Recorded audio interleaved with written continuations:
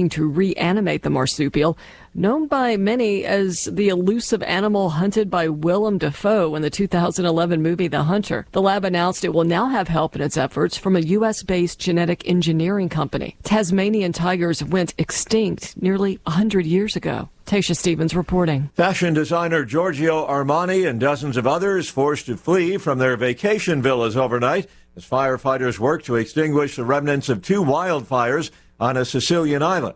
Photo shows flames that appear to encroach on the Armani villa, but his press office says they stopped just short of the property. More on these stories at townhall.com.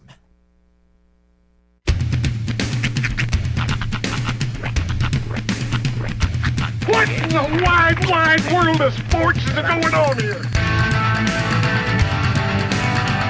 I promise you, whatever scum did this, not one man in this force will rest for 1 minute until he's behind bars. Now let's grab a bite to eat. Yeah, come on. I feel the hot wind on my shoulder and the touch of a world that is older. I hit the switch and check the number. I leave it on and then I slumber. I hear the rhythm ringing through it. Flamenco guitar and cumbia music. I hear the talking of the DJ. The Travelician, what does he say? I'm on a Mexican radio. I'm on a Mexican radio. Broadcasting live from high atop the J.P. White Building in downtown Roswell, New Mexico. It's Mornings with Mike Winters on 106.5 Roswell's Talk FM. Is that what I sound like when I talk? Now, here's your host, Mike Winters. And good morning, one and all. Welcome to Mornings with Mike Winters. I am he. That would be me, Mike Winters. Happy Thursday, everybody. Hey, overcast. Yes. Cloudy. We got some rain last night. Boy, did we ever. I mean, I don't know about here. We got a little light overnight drizzle. Yeah, and Roy reported South End got rain last night. Yeah. I saw some puddles when I coming to work, but I don't recall hearing or seeing rain last night. But then again, I was not paying attention. Yeah, well, you were staring at the backside of your eyelids for a good chunk of it, and also you have other things on your plate. Yeah, I'd like to say I was staring at the back of my eyelids. I'll tell you this.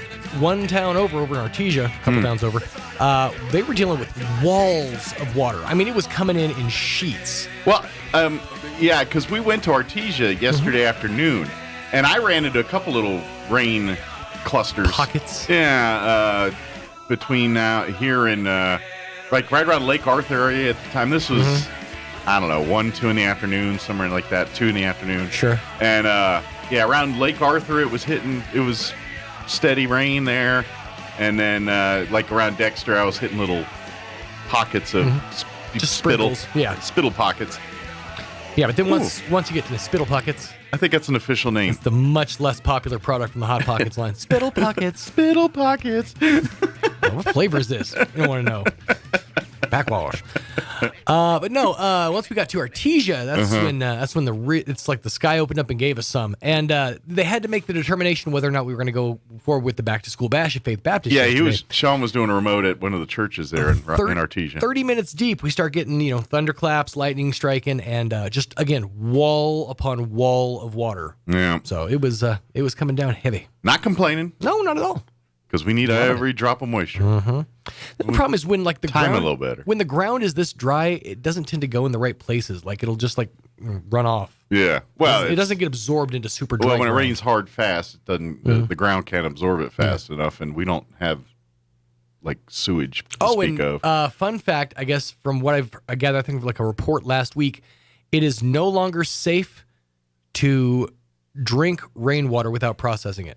Like, rainwater is now so toxic that it's not safe for humans to drink. Were people doing that? Yeah, like, rain catchers, people who live I thought off they're the watering grid. their plants and stuff. Well, yeah, that, but people who live off the grid and stuff, they were drinking. Don't they filter it of some kind before they just start drinking that? I've never been off the grid, so I don't know, but I figured they have some kind of filtration system for that. If you're going to be catching rainwater, and but the whole unless you're just using it for your plants. The whole running around catching raindrops on your tongue, can't even do that anymore. Well, I'm pretty sure you're okay doing that. Oh. It's when you're microdosing at that point. Unless you flash dance the water out there and get in the chair. And, but I think one drop you all right. I was a little thirsty. Went outside for a drink. It's starting to remind me of the 80s and acid rain. That's and what they're saying. They yeah, never made everybody scared that rain's going to be, or acid is going to be raining from the sky on us. At least from a kid. You know, the water that's coming down from the sky is more acidic or more, I think it's actually more basic than water before. This water's basic. Yeah, it's wearing a Live, Laugh, Love shirt and it's drinking a pumpkin spice latte. Basic. It's the Karen of Witherford. Well, happy Thursday. Yes. Welcome to a basic Thursday. You know, there's a lot of cool people around town. We've been like, and just with Kim and what she's going through, yeah, it's so many people like delivering food and things like that. So I've turned away some people because it's just like we're thank you. I mean, we're getting homemade ribs. Any getting leftovers? Well, yes. See, that's what I was going to say. Yes, there is. When you're turning lots. these people away, you should be like, yeah, but my hungry DJ friend, he could use whatever you've got. Maybe that's what I should do. I should do that. Just trickle down economics. There you go. But thank you to everyone that's been. Absolutely. I mean, like some of the staff at school and teachers got flowers for her. Nice. They all chipped in for Portofino's lasagna dinner the other night, so we're still eating lasagna. Nice. And and then one of our other friends was giving us ribs and corn and beans. Dang. The beans are on point too. I've been eating them for 3 days. I apologize to my neighborhood. No, that explains a lot. I understand. Mike actually didn't walk in this morning. He floated in. I was like, how's he doing that? He's got Heelys now? Bean supper, music to follow. Yeah, a lot of that. Them heel shoes, or the wheel shoes, slides right in. Well, if you get the right walk, you can kind of try to camouflage them in. It sounds like you're stepping on a duck walking down the hallway, but that's what happens. Mike's coming in sounding like he's running the two-stroke Johnson behind him. Beans. But yeah, they're delicious, boy. But thank you to everyone for that. It's so nice of everybody. It's overwhelming. It really is. Absolutely. Let me give you the rundown for today's show. We're gonna talk about some beans, and then basic rain. Basic. The Karen of storms.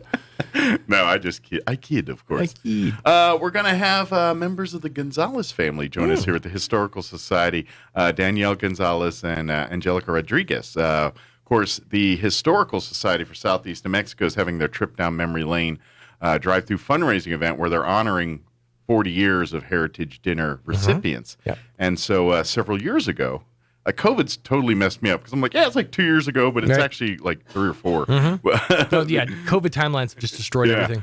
We did honor the Gonzalez family as our Heritage Dinner recipients that year. And so we're going to interview Danielle and Angelica and talk a little bit about the family, get an update, of course, see what they're up to now, but just, kind of reminisce a little bit and talk of, this is what we're honoring at the Heritage Dinner. So, and then, of course, talk about the event on Thursday of next week. Yes. Yeah, it is Thursday next week. By the way, the deadline for getting your meals is the 19th, which is today. Is today the 19th? Yeah, it's 9. No, it's today's the 18th, so it's tomorrow. Tomorrow. I was like, I think it was Friday. But yeah. My days are running together in my head right now. But so we'll talk with the Gonzalez family here in just a few. In the 8 o'clock hour, about 8:15, Juanita Jennings, Public Affairs Director for the City of Roswell, will join us, give us an update on what's happening in and around the City of Roswell. I know tourism's been busy and all that stuff, so we'll get Coming an update. up on festival season. Yeah, fair season. Some festival. Fair festival, because, chili cheese. The big one. Pinata. The big festival just happened. Well, the big one. Well, the big festival is Eastern Mexico State Fair. The big festival for Roswell is the UFO. UFO, and that's already happened. But we're getting into fair season and chili cheese fest in full seasons and all those. So, but anyway, Juanita will give us an update on what's happening around town. And then yesterday we interviewed some more Heritage Dinner recipients, and I thought we'd play those in the 9 o'clock hour. We had first off. We interviewed Tommy Jordan Jr. He was a member of the Lions Hondo Little League World Series baseball team, and so we honored them 2016, I think. And then we interviewed Jim Gill with the Gill family and Roswell Seed. Their family was honored, I believe, in 1998 with the Heritage Dinner. So we had a conversation with both of those gentlemen yesterday. So I thought I'd play those for you in the 9 o'clock hour. Another trip down memory lane there for you. I like it. So we'll play that here at the 9 o'clock. And then, of course, we'll have all of your features that include the news of the local and national variety, along with your Town Hall, Wall Street business updates, and your Hannity, Kim Commando, and all those good things. And whatever else pops up on the radar today for the show. Yes, sir. Including basic rain and baked beans. Yeah, there's a Kickstarter. You can get your own Karen action figure. She comes complete with the haircut, the Live, Laugh, Love shirt, and I guess they have her nemesis, because you can't have an action figure unless they have a nemesis to fight. It's Joe the manager. Joe the manager. Yeah, he's got like a clipboard. He's wearing a mask. It's kind of fun. So, is anybody rooting for anybody on this one? Or? No. I'm pretty sure there is no winner in this. There is no in winners. This scenario. You're probably right. So, I would imagine that is so. Of course, we don't forget we'll have tomorrow night is kicking off high school football. Yes, we'll have Coyote football on the radio here, right here on 106.5, and of course on video, ksvptv.com. They'll be out at the Wool Bowl tomorrow night. Yep. Got it, Rockets. We will have that game for you radio only on our sister station 106.1 FM Firo. We'll have the Chris's calling that game for you, but that is radio only on 106.1 FM. And then, of course, Bulldogs will have on 990 AM and FM in Artesia, and video at ksvptv.com. Yeah, they're going to Santa T there, and they've got their own video crew, so they do their video thing. So we're just going to be doing radio just for that the radio. one. Yeah, when we get on the road, our video, sometimes we can do, sometimes we can't, but they've got their own video program. But we'll have the audio broadcast on ksvptv.com as well. Yeah, we'll have our Chris's calling the game for you tomorrow night. Our Chris's. That's what we call them. the Chris's. Well, you can't say coach because everyone's coach. So that is entertaining when you listen to like football broadcasts. They're like, Coach, I don't know, Coach, what about you, Coach? It's like, all right, doctor, and doctor. It's the same thing. Yeah. So we have the Chris's. They're both coaches, by the way, but it's easier to just say the Chris's. So I'm first going to go by Roy, like Roy Ball and Deck. That seems easier. Well, that sounds like a morning show. Roy Ball and Deck in the morning. No, I think Deck needs top billing at that point. Yeah. Because Deck and Roy Ball rolls better. Yeah, I think it does roll off the tongue a little bit smoother. But either way, the Chris's will be calling the game for you. Whatever you call them. Chris squared. We'll have that call for you. It is 7:17. Let's go ahead and get you up to date on the weather. And we actually got a flood watch for like the next couple days, and it's. Why can't we just have regular rain? Why does it got to be? Why do we always have to have a thing? Because when we have regular rain, like everybody else, it all comes at once, and then we get a flood. That's what I'm saying. We can't have nice things. Yeah. Well, here's your weather.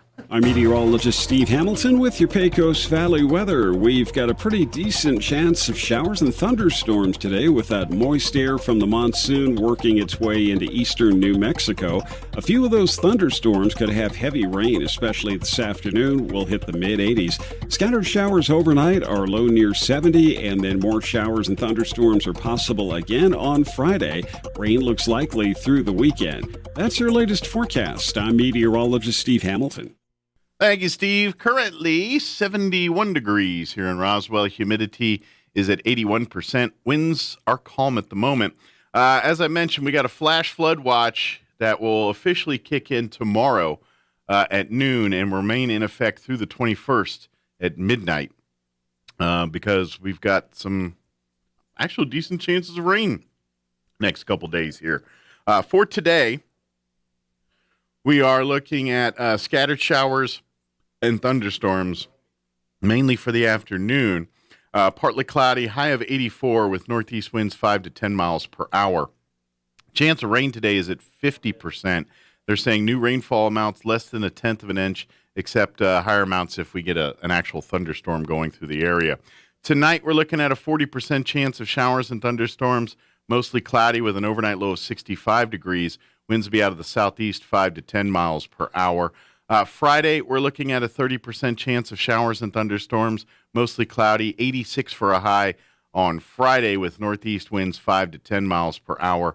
Friday night, we're looking at a 50% chance of showers and thunderstorms, mostly cloudy, with an overnight low of 68 degrees, south winds 5 to 10. Then looking at your weekend, I think we're getting wet on Saturday. Like guarantee. They're saying a 70% chance of showers and thunderstorms on Saturday. They say some of those storms could produce heavy rainfall. Skies will be cloudy with a high of 79 on Saturday. May not even get to 80. And winds out of the south 5 to 10. 80% chance of rain for Saturday night. Once again, some of those storms could produce some heavy rainfall with an overnight low of 66 degrees. And then Sunday, we're looking at a 60% chance of showers and thunderstorms, partly cloudy, high near 80, 40% for Sunday night with an overnight low of 66, and then a 30% chance on Monday when you head back to work and school. Otherwise, mostly sunny, highs around 83. So good news, temps are cooler. We're going to be staunch into the 80s and even maybe upper 70s for a day or two there. So that's good. Like that. All right, it is 20 minutes after 7 o'clock. We're going to take a 3-minute commercial break, and then we're going to have Danielle Gonzalez and Angelica Rodriguez join us from the Gonzalez family. We talk Historical Society and Heritage Dinner on the other side. Don't go away. You're listening to Mornings with Mike Winters.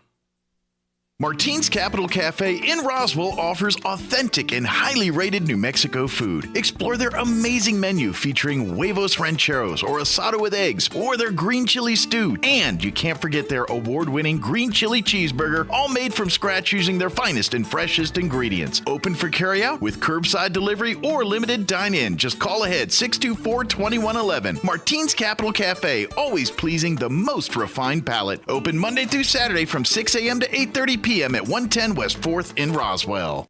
If you're missing a tooth or several teeth, a dental implant may be the ultimate solution. Implants look and feel so much like real teeth that you probably forget you have an implant. Maupin & Brown Dentistry is one of New Mexico's most experienced implant providers, with literally thousands of implant patients who are absolutely delighted with the results. Call Maupin & Brown today for an evaluation. You'll be surprised how affordable implants can be. Maupin & Brown, your choice for experienced, state-of-the-art dentistry.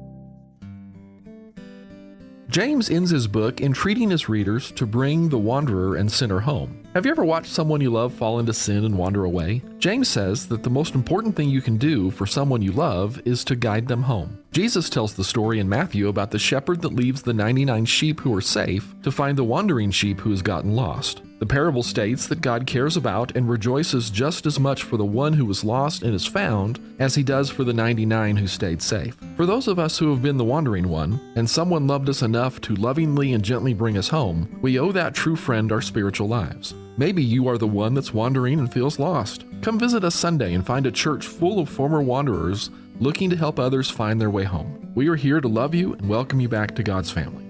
Join us at the Country Club Road Church of Christ for worship at 10 a.m. on Sunday, located on the corner of Country Club and Washington in Roswell.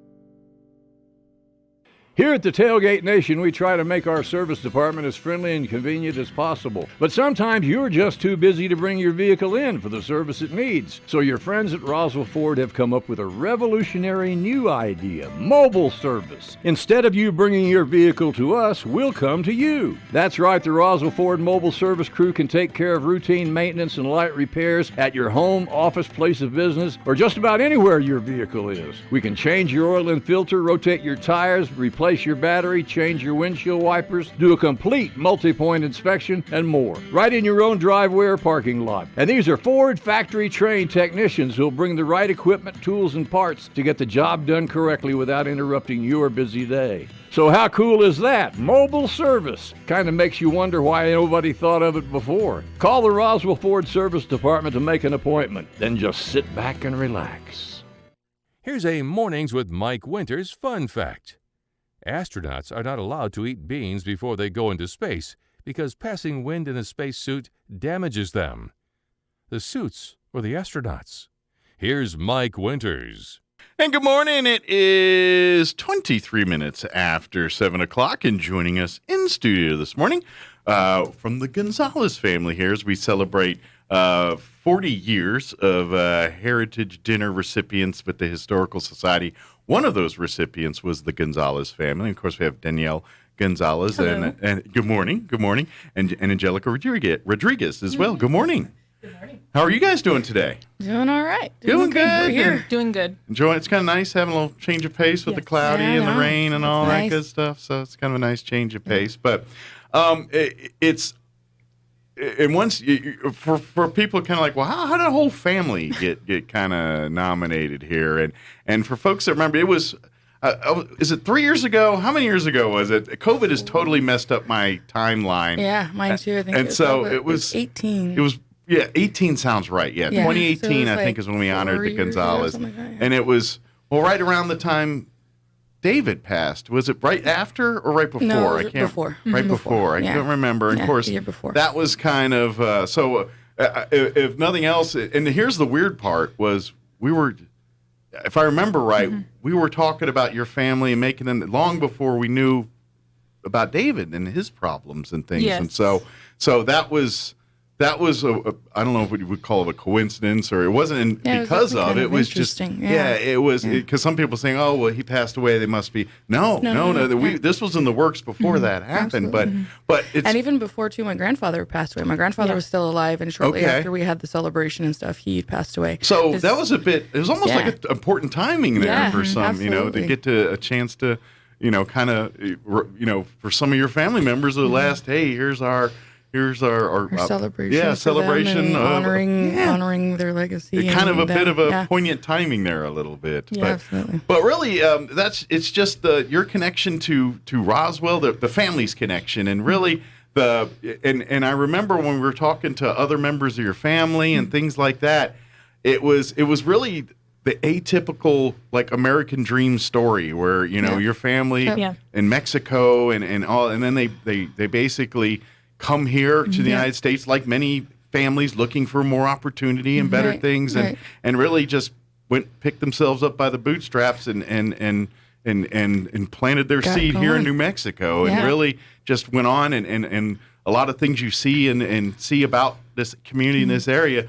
The Gonzalez family had some relatives involved with a lot of it. Absolutely, yep. And so here we sit with the Heritage family. Yeah. So what was that role for you like for you guys in the family? Did that make it like you were always involved with something growing up, or I mean, was it as teenagers and everything? It's like I want to sleep in and watch cartoons. It was kind of cool, just learning a little bit more about the family. I mean, we knew just from growing up all of the stories and things and how our family had started here, but just because of what was going on with the Historical Society, we were able to kind of dig a little bit deeper and kind of find out a little bit more history and, just gaining more of that pride from our family and that inspiration from my grandparents, to know what they went through, what my grandfather went through to come here, being part of the Bracero program in 52, and then deciding to be able to bring the family over here. To explain to people what that, who are not familiar with what that program is. So the Bracero program was kind of made during World War II. There was a shortage of labor in the U.S. Okay. And so in order for us to be able to,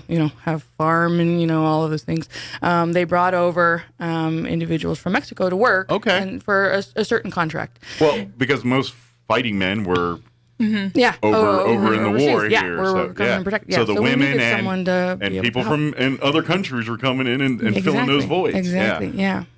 Interesting. And so he did a couple of stints of it. In that second stint in 52, he was working out at the Haley farm.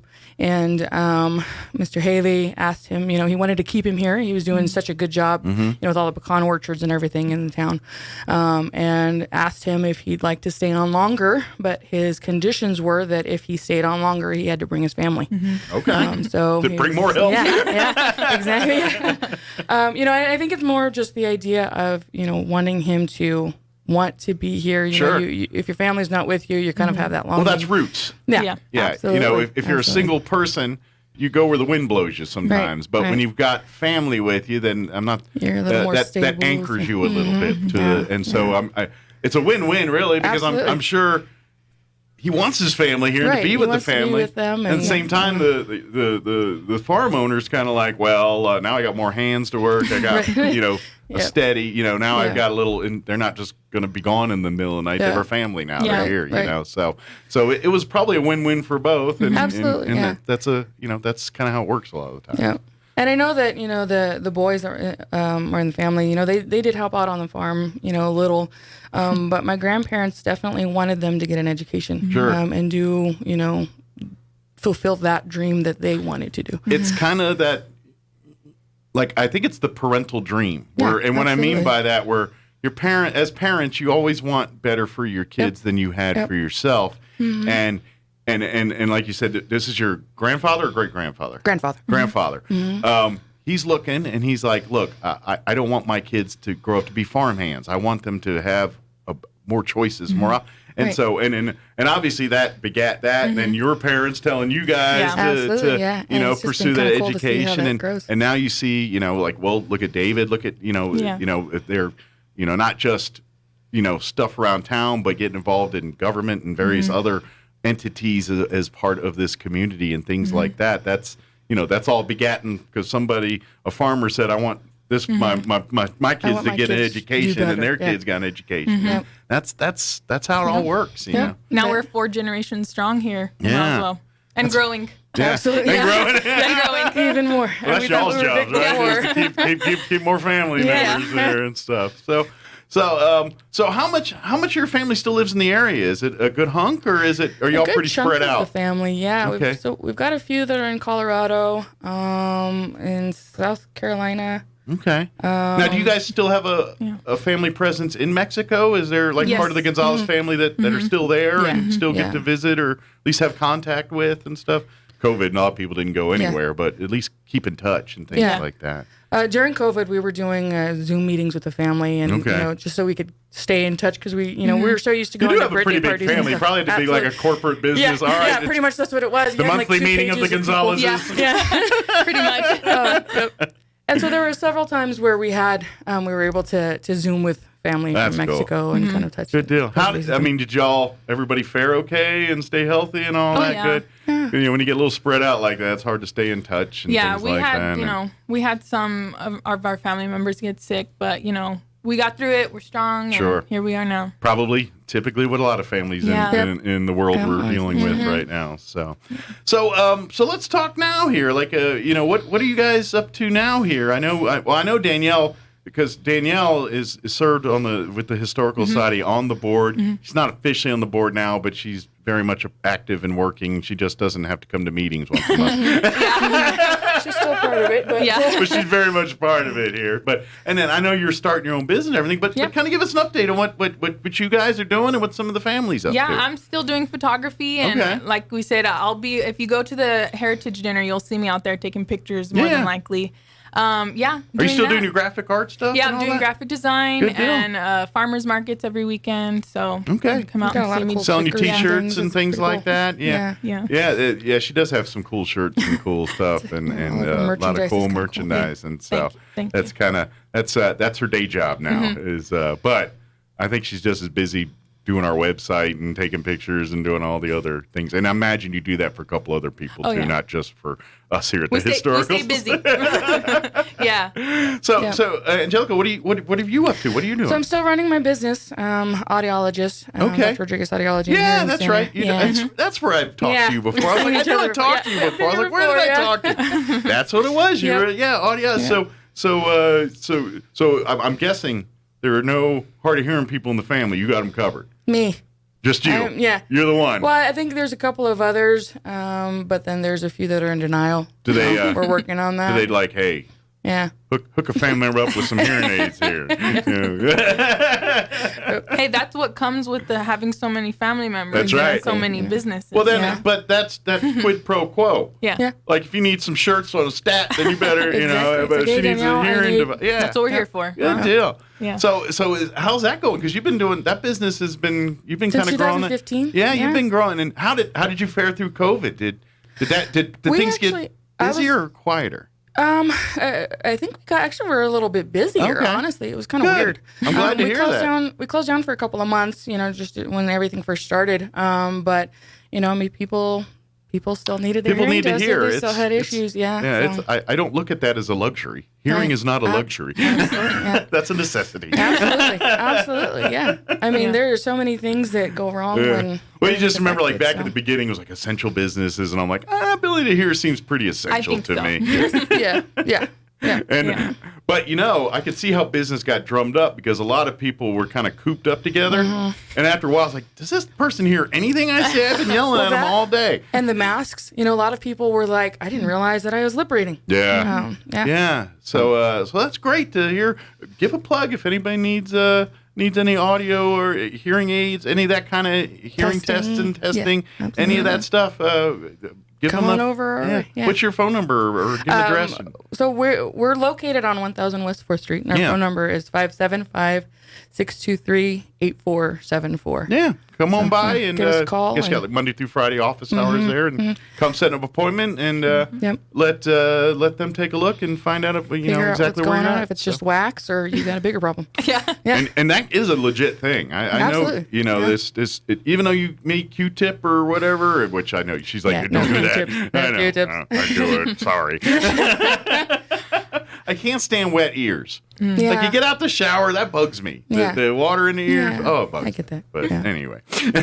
Just be careful. Don't go too far. So let me ask you this. I've seen some crazy devices on like online for earwax removal. Any of those good or are they garbage too? No. Like there's some screwed thing. There's one that's like I got a camera that you can stick in your ear and just go see Angelica. Let her take care of that part. Yeah, just come to our office. Don't try to do it yourself. I've just seen too many people who have gone through the eardrum with the camera. So Good tip. Yeah. Good tip here. What about for you, Danielle? If anyone wants, use graphic art design or maybe because do you do like photography privately for like weddings and quinceañeras or whatever people need events for like that? Yeah, too? if you want to contact me, I have my website. It's DanielleCGonzalez.com, and you can find all the information there. Okay, and then. Are you doing something with the college or? It's Angelica, Okay, Angelica's doing that. So talk a little bit about what you got going on there. So a few months ago, we were actually able to open up and name, well, not really open up, but we kind of named the studio, a television studio that's opening up. Out PBS is the PBS KENW. KENW. So KENW in Portales has been running kind of a student-run news program. That's where my dad went. That's obviously where his background and TV and all that, sure. Right. And so they decided that they wanted to try to open up something here in Roswell to be able to get students an opportunity to be able to do that here. Yeah. And so we helped. It's overdue, by the way. That's been something we've had a long time ago. It's great to see that's finally happening. Yep. And so we were able to kind of help them with opening that, helping them with some equipment and stuff. And so we got the opportunity to name it after him. So it's called the David Gonzalez Studio. Nice. Yeah. So does that do y'all get like, hey, my name's on the door, sort of, He's got his name's on the door. He's got a plaque there and stuff. That's great. So, it's awesome that we're able to honor him. And Absolutely. his, Absolutely, yeah. It that impact that your father had on this community is pretty. It's a pretty big footprint there, and it's one of those things because we lost him kind of suddenly in here, and it's pardon the pun from the song, but you don't know what you got till it's gone sometimes, and I think we as a community learned what we lost when David we lost David. So and obviously I'm sure the family, you guys probably have had a lot of. I mean, you've had some time to heal and condolences and things, but it never goes away. It never goes away. There's always going to be, especially with his grandkids. There's always going to be those moments that hit. Sure, and especially when you're beloved or just known by a lot of people, that there's a lot of reminders, and sometimes, and I know, and I imagine, I'm just imagining, I've kind of shared some similar experiences, and that's awesome. It's a blessing, but then sometimes it's like, dang, everywhere I look, it reminds me of that, and I'm like, I need to kind of need a moment clear my head from that for a little bit. So but it definitely is. I mean, like you said, it definitely is a blessing. People coming up and sharing stories of things that he did or how he touched their lives, and we know how great he was, and it's cool to hear. Sure. Everybody. But I also think too, because you have a a large, close-knit family, if that makes sense. Yes. You know, big family, but it's close-knit. And that makes moments like that so much easier to navigate through and get through. Absolutely. It's much more fun to share success with people, and it's much easier to go through tragedy with people together. Right, you got a lot of support. Yeah. And a side note, the Historical Society on their website, they do have the YouTube video, the introduction, and my uncle David Gonzalez is on that video. He's That's right. So narrating. you want to see a little trip down memory lane, pardon the pun here. Go check it out. If you go to roswellnmhistory.org, while you're there, go ahead and get you some tickets for the Heritage Dinner. Yeah, you know, the definitely. deadline for that's tomorrow. I'll give you the pertinent details on that here in a second. But yeah, go to the website. You can see some of the videos that the Historical Society, markets and talks about there. Like I said, there's one with David in there too. But if you're also wanting to look for Christmas gifts or birthday gifts, you can get Peter Hurd prints or books from our local authors, including our John LeMay and our family book is also there. The Gonzalez family book is in there as well too. History about us too. There you go. That maybe make a great gift here for. Is there any family members that don't have the copy of the book?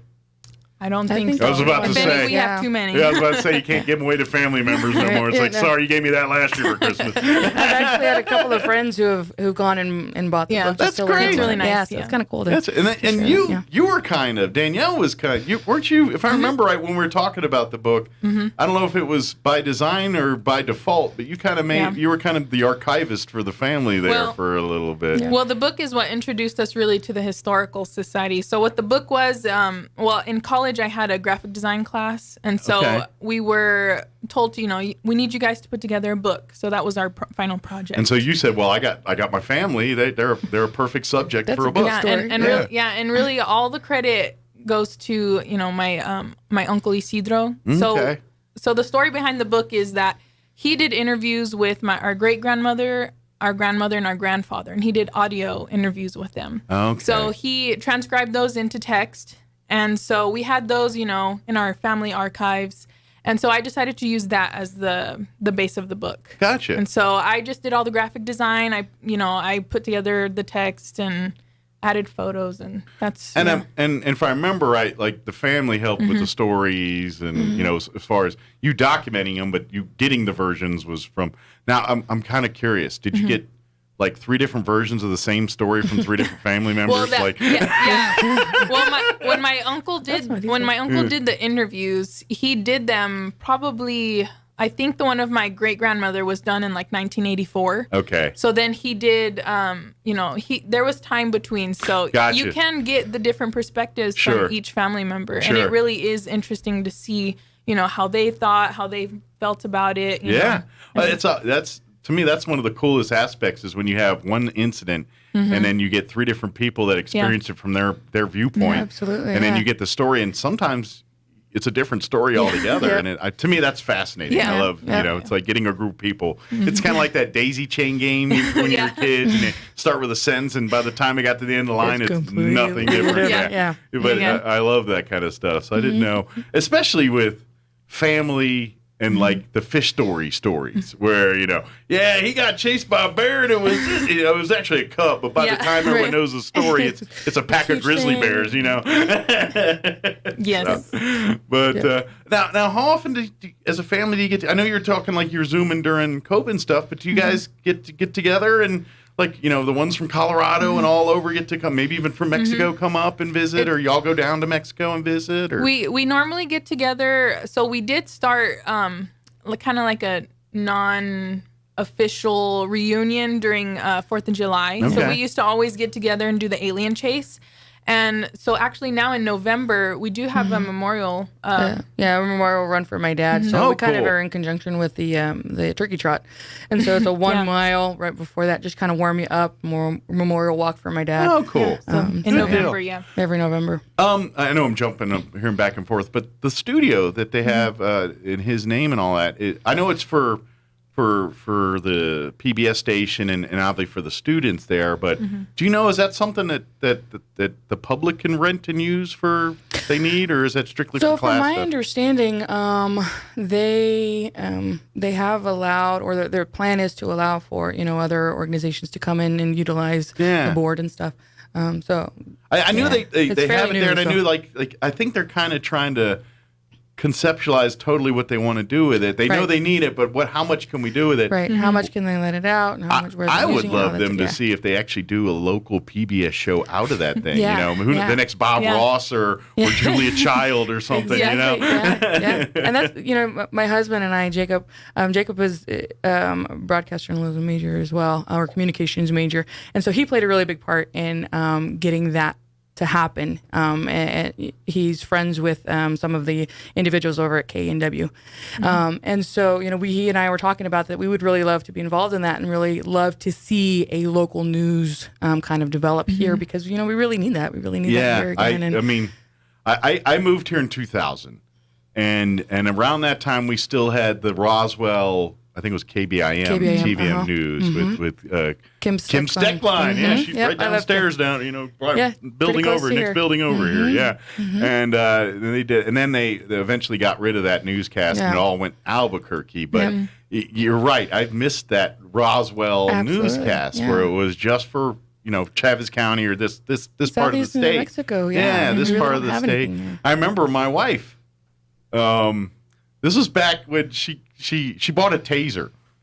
Right? We love a good story that starts with the taser. She bought a taser. But she bought it from this company, and it was kind of like a Mary Kay deal where you're like, hey, be an agent, we'll give you the bag, and if you tell your friends, and if you sell a taser, they get a discount and all. So she kind of was doing like Mary Kay of tasing for a minute, but she really just wanted a taser, right? So she actually went to the KBAM studio up there, and I'm not sure who interviewed her ever, but she did a whole demonstration on the taser and how it worked, and she shot it into a pillow or something. I don't remember. But yeah, they did a whole news segment for the local news there with my wife, and this was many moons ago. But yeah, it was. Cool. I thought that was always cool that they did that kind of stuff in there. So maybe we can get some of that coming out of the hope. That's the my goal. KNW studio here, and. Is it pretty state of the art and all that, or is it? The equipment that they have is right now they've kind of just got a room that we're developing and we're kind of building up into what one would think of as a studio. Sure. And it's it's a work in progress. It's like a lot of other industries and technologies here. How TV or radio, for that matter, was done 15, 20 years ago is night and day different than how it's done today. Absolutely. It's always changing. Yeah. My dad had always talked about that. He did he did an interview several years ago too, because he started a Spanish variety hour called Cultura. It was the longer name, and I'm not even going to try to say it now because we get the point. But exactly. But he talked about that, about how the things that they had to do to get that show running, the hours that they put into that. Now the kids that are running shows do it in like a third of the time, and they're like, if we only had that stuff, right? Well, radio's the same way because like making commercials and stuff. Now it's all done on computers digitally and everything, but back in the day, you had to record that on a little reel-to-reel tape, and if you messed up, you had to cut and splice, and so it was a nightmare. And now it's just point and click. Yeah, point and click. I didn't mean to delete that. We're in the age of TikTok. So could you imagine the things they could have done? I guess what's next? Are we just going to think the changes or something now? What's like the next? I guess, or robots will do it all one or the other. So whatever it is, But folks, we would love to have you come celebrate with us, not only the Gonzalez family, but 39 other years of Heritage Dinner recipients here. Like, matter of fact, if you missed the interviews I had yesterday in the 9 o'clock hour today, I'm going to replay our interviews with Tommy Jordan Jr. Tommy was a member of the Lions Hondo Little League World Series championship baseball team. And we've actually talked to him a couple times. He's a great guy. But we talked with him yesterday, and then we also talked with Jim Gill from the Gill family, Roswell Seed. They won the Heritage They were awarded the Heritage Dinner back in '98, I believe. Wow. So of course the Gill family and Roswell Seed. I don't know. I don't think Roswell would look the same without a Roswell Seed. You know what I mean? It's exactly. Like, as much as Roswell looked different without the Gonzalez family, I would all say that equally as different if we didn't have the Gill family and Roswell Seed here. Right, it's kind of not even for the fact that they just sell seed and all that, because that's their bread and butter and that's what they do. But at the end of the day, they do so much for the community through that. And, I know how many times the Gill family people come in, hey, can you help our organization? Yeah, here you go. And they don't do it looking for advertisement. Right. It's like, hey, I don't care. Just take the money. You do what you need to do with it. Yeah. Mention our name. Don't mention it. Whatever. That's I'm glad to awesome. help. That's kind of how they are. Yeah. So kind of probably sounds a lot like, very similar things here with your family, their family. It's like, hey, let's just get it done here and help people. I think that's it seems like that's a criteria to have been a part of the Historical Society is, you want to give back to your community. I think so. I think so. And all of these recipients of. Oh yeah, that's if you look at the list, and which I don't think it's on the website, but I know when you get your packets and if you get through, it's going to be all through there. And just look, it's a who's who of people and organizations over the years that Roswell and southeast New Mexico. I say Roswell, and it's really more than Roswell, southeast New Mexico. Call home and what they do here. So it's really cool. So I'd love for folks to come and enjoy a meal with us. We're going to have a little video presentation that'll be put up online, on Facebook and all that good stuff here. The night of next Thursday, which, golly, it's next Thursday. Wow. Next Thursday. It's going to be here before you know it. But we've once again partnered up with Peppers for a delicious meal, box for 2. Now, tomorrow is our extended deadline for ordering a meal, and we can't extend it any past tomorrow. So if you want to get a box or a bundle, get her done before the end of business tomorrow, because we can't. Adam will wring our necks individually, every single one of us, if we do this. But you can call the Historical Society at 575-622-8333, or go online at roswellnmhistory.org, and then you can see the videos that Danielle was talking about, and see the books and see some of the other stuff there. Or shoot an email to Amy. That'll work too. historydirector@outlook.com. Shoot an email. She'll make sure you get a reservation for the event. Cost is $100, and that serves a box dinner for 2. Or you can get our what would be like a table if we had an actual sit-down dinner thing, but it's our bundle. And that actually comes with 10 meals. So it serves, it's 5 boxes, serves 10 people.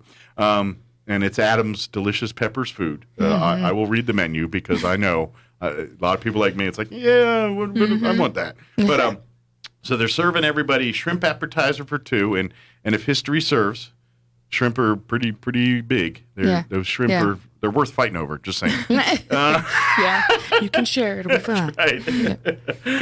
1 beef entree, which is a braised beef tips, a chicken entree, which is going to be a spinach and artichoke grilled chicken, and then both entrees come with a red new mashed potatoes, summer squash medley, rolls, butter, and whatever delicious concoction of dessert Adam decides to give us on. It's I think it's whatever he feels like that day or whatever. It's always good, whatever it is. So, now if you get the bundle, that comes that comes with the meal for 10. But you also get like a nice centerpiece, a little swag bag or gift bag.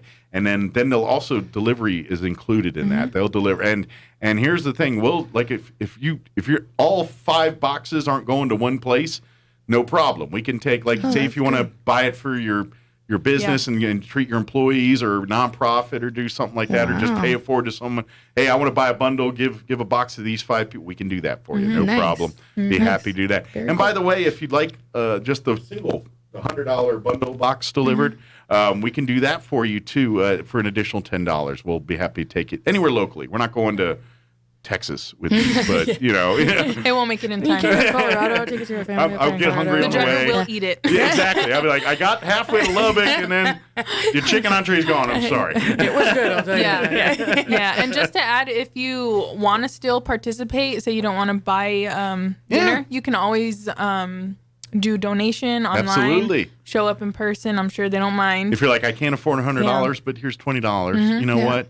Thank you. Is good. That would be awesome. If it's $2, $1, whatever it is, change. Bring your change. Loose change. Come on down. We're collecting loose change still. Yep. I know last time, our last drive-through event here, I spent a good hunk of time just collecting like Ziploc bags full of coins and just dropping them into our piggy banks. It's kind of cathartic actually after a while of doing it. But yeah, it's so we love to see you do that kind of stuff. And of course another way to support is get some gifts for yourself and others by shopping. Buying those books or those Peter Hurt prints or becoming a member. You can do that as well. You can, I think, as little as $35 for an individual, but you can do as a couple or a corporate sponsorship. And then, and this is getting popular. So if you've got this one, you might want to plan ahead. But our archives facility is available for rental there. It's a great little facility. Absolutely, You could probably get, I think the fire marshal code's like 75, but it's got a full kitchen and of course our archives. So there's a lot of cool. Cool pictures, and decor. But we've used it a couple of times for business functions or even like training. There's 6 of us in the office, and to just be, just the atmosphere within the building itself, it's really kind of perfect cool. little size for that. Perfect. Yeah, so it's a great building. So if you wanted to, or they even do small wedding receptions and things like that, birthday parties and family reunions and all kind of stuff in there. So and Amy will definitely take care of you. I will tell you that she does awesome. Amy just. I think she just looks for things to give to people. She's so generous in giving things. She's so nice. It's like she feels obligated to give her. It's like, you don't have to give everybody everything. I think they're just cool with what's coming. But she's like that. She loves to give and give. But please, you've got till tomorrow to order your meals. Either call or come by. And I know people are like, well, you do a lot of fundraising. Well, that's a bit expensive. It's expensive. That house... it's a beautiful home. It's a treasure that we love and we're glad that we have in this community. But it takes a lot of money and a lot of work to make sure that thing will be around for your kids and your grandkids' kids and all that kind of thing. So that's why we're doing this. This is what it's all about. So so we're raising that money to just keep, it's not a roof, it's a foundation. If it's not a foundation, it's a window. If it's not a window, it's the yard, the landscaping, or it's something. There's always something that it's the coach house. It's something. It's always something on the mend here. So we this is why we do what we do. So thank you for supporting that, and thank you. Come on out and. Like I said, when you come out to get your meals on next Thursday, you'll get your reservation. You'll come to the Historical Society between 5:30 and 6:30. You'll go through our little I'm gonna say gauntlet, but just a little line you go through there, and you'll get your meal ticket passes. Get a chance to buy some 50/50 tickets. Part of Hot Club on the Pecos will be there performing. They're great. Yes, and so you get a little music, setting the tone, and then you take your pass like 2 blocks up the street to Pepper's. There, you hand them that. You'll get in line. You hand them that ticket. They hand you a delicious food, and you go home and enjoy and hopefully tune into. I don't know if it'll be on our Talk FM one. I think it'll be on the Historical Society's Facebook and all that. Just a short little video presentation. Probably take just a couple minutes for folks to kind of just remind you on some of the people we're honoring here and some of that kind of stuff and thanking some people. Yeah. Right. But and then of course, so as far as anything, one more time, plugs. I know you got your graphic art, you got your audiology business. Anything else we want to let the public know about that you guys are into or want to, get people to come check out? I think the list is way too many. Yeah, I know. We have a lot of family members. Well, they'll have to bring you back. And then we'll get you. Just always look out for their Gonzalez name, and it'll probably be one of us. Hey, maybe we start a radio segment like once a month. We'll say Gonzalez of the month, and we bring one in and they talk about what they got going on right now. We got lots of airtime for you. There you go. Fill in lots of segments. Good content.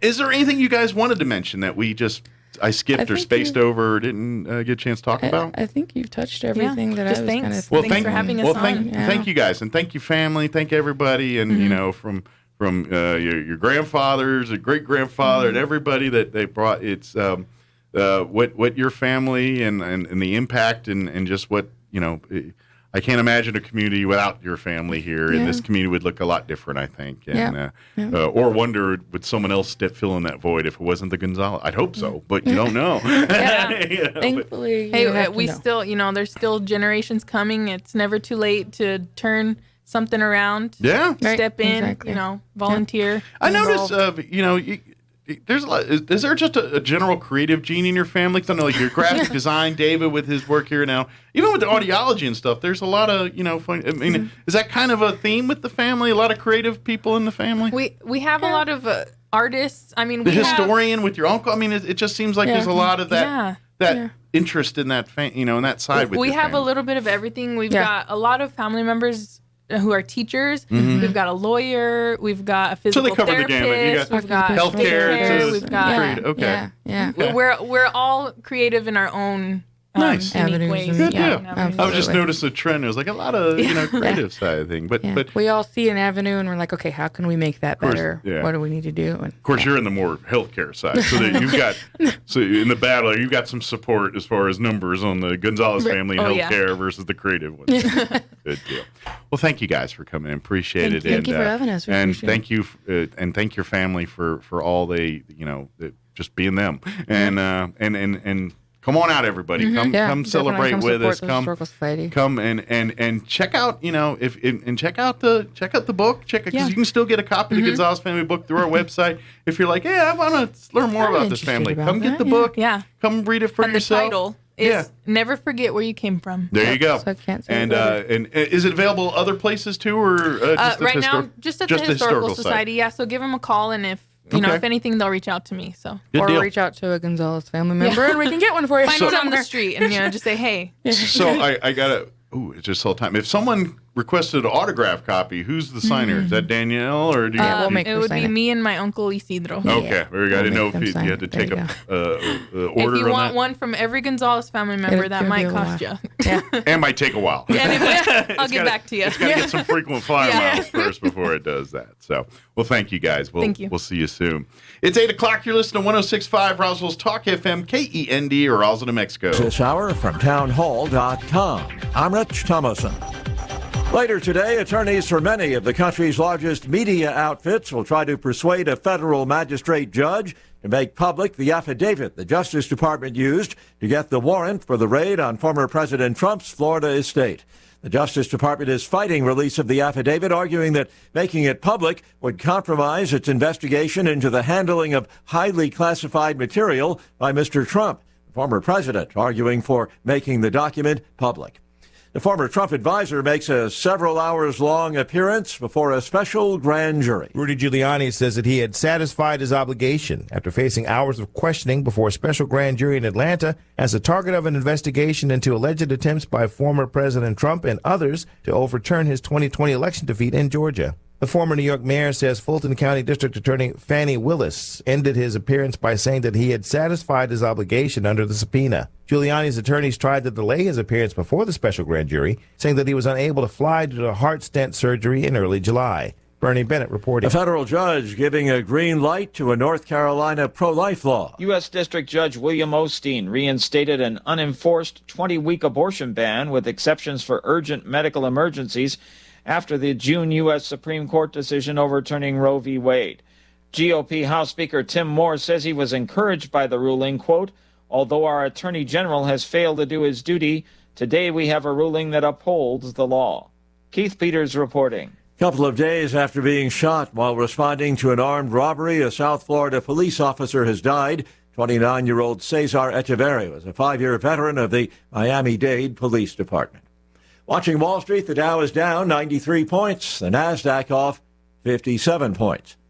More on these stories at townhall.com. Charlie Dombeck here from Key City Capital. As a practicing CPA for nearly 30 years, I have found that 80% of your ability to grow your wealth is dependent upon two factors, taxes and investment performance. At Key City Capital, we improve investment performance by diversifying capital into off-market investment opportunities in passive rental real estate and alternatives like asset-backed lending. We recover dollars that clients unnecessarily pay in the form of income taxes, creating a lifetime annuity of savings. We are a sponsor of passive, affordable single and multifamily residential rental investments, which are located in Sunbelt landlord-friendly states. These investments are the top choices in a rising interest rate and inflationary environment. They represent a store of value, protecting your capital from market volatility. Learn how we at Key City Capital can help you ultimately grow your wealth rapidly. Connect with me at keycitycapital.com or give me a call at 817-912-1569. The UN Secretary General has been meeting with Ukraine's president as Russia's war rages on. Among the topics of their talks, exports of Ukrainian grain and Russia's occupation of a massive nuclear power plant. The BBC's Ugo Bicheva is in Kiev. The deal allowed Ukraine to resume its grain exports and marked a rare diplomatic breakthrough in this conflict. But Mr. Guterres is visiting as fears grow that tensions around the Zaporizhzhia plant, which is under Russian occupation, could lead to a catastrophe. Moscow and Kyiv blame each other for shelling around the station. In his nightly address, President Zelensky said attempts were being made to send UN inspectors to the site, but any visit would require Russia's agreement. Ukraine says Russia is using the plant as a military base, but Russia says its troops are protecting it. Bombing at a mosque in the Afghan capital, Kabul. At least 21 people were killed. News and analysis at townhall.com. Airbnb says you do not have a right to party, and it's rolling out some new technology to make its point. The technology will spot and block people who try to use the short-term rental service to throw a party. The new system examines the renter's history on Airbnb, how far they live from the rental listing, and other factors. The system has been tested since last October in parts of Australia, and Airbnb says it led to a 35% drop in unauthorized parties. Airbnb has been under growing pressure to clamp down on parties since 2019, when a Halloween house party in a San Francisco suburb ended with 5 people dead in a shooting. John Scott reporting. Bank of America says revenue it collects from overdrafts has dropped 90% from a year ago after the bank reduced overdraft fees to $10 from $35. The bank also eliminated fees for bounced checks. More on these stories at townhall.com.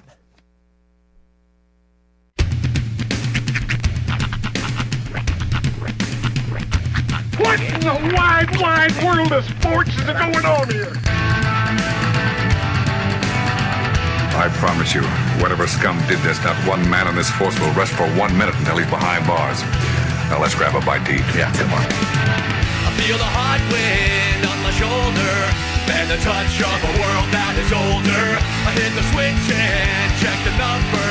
I leave it on and then I slumber. I hear the rhythm ringing through it. Flamenco guitar and cumbia music. I hear the talking of the DJ. The travel listen, what does he say? I'm on a Mexican radio. I'm on a Mexican radio. Broadcasting live from high atop the J.P. White Building in downtown Roswell, New Mexico. It's Mornings with Mike Winters on 106.5 Roswell's Talk FM. Is that what I sound like when I talk?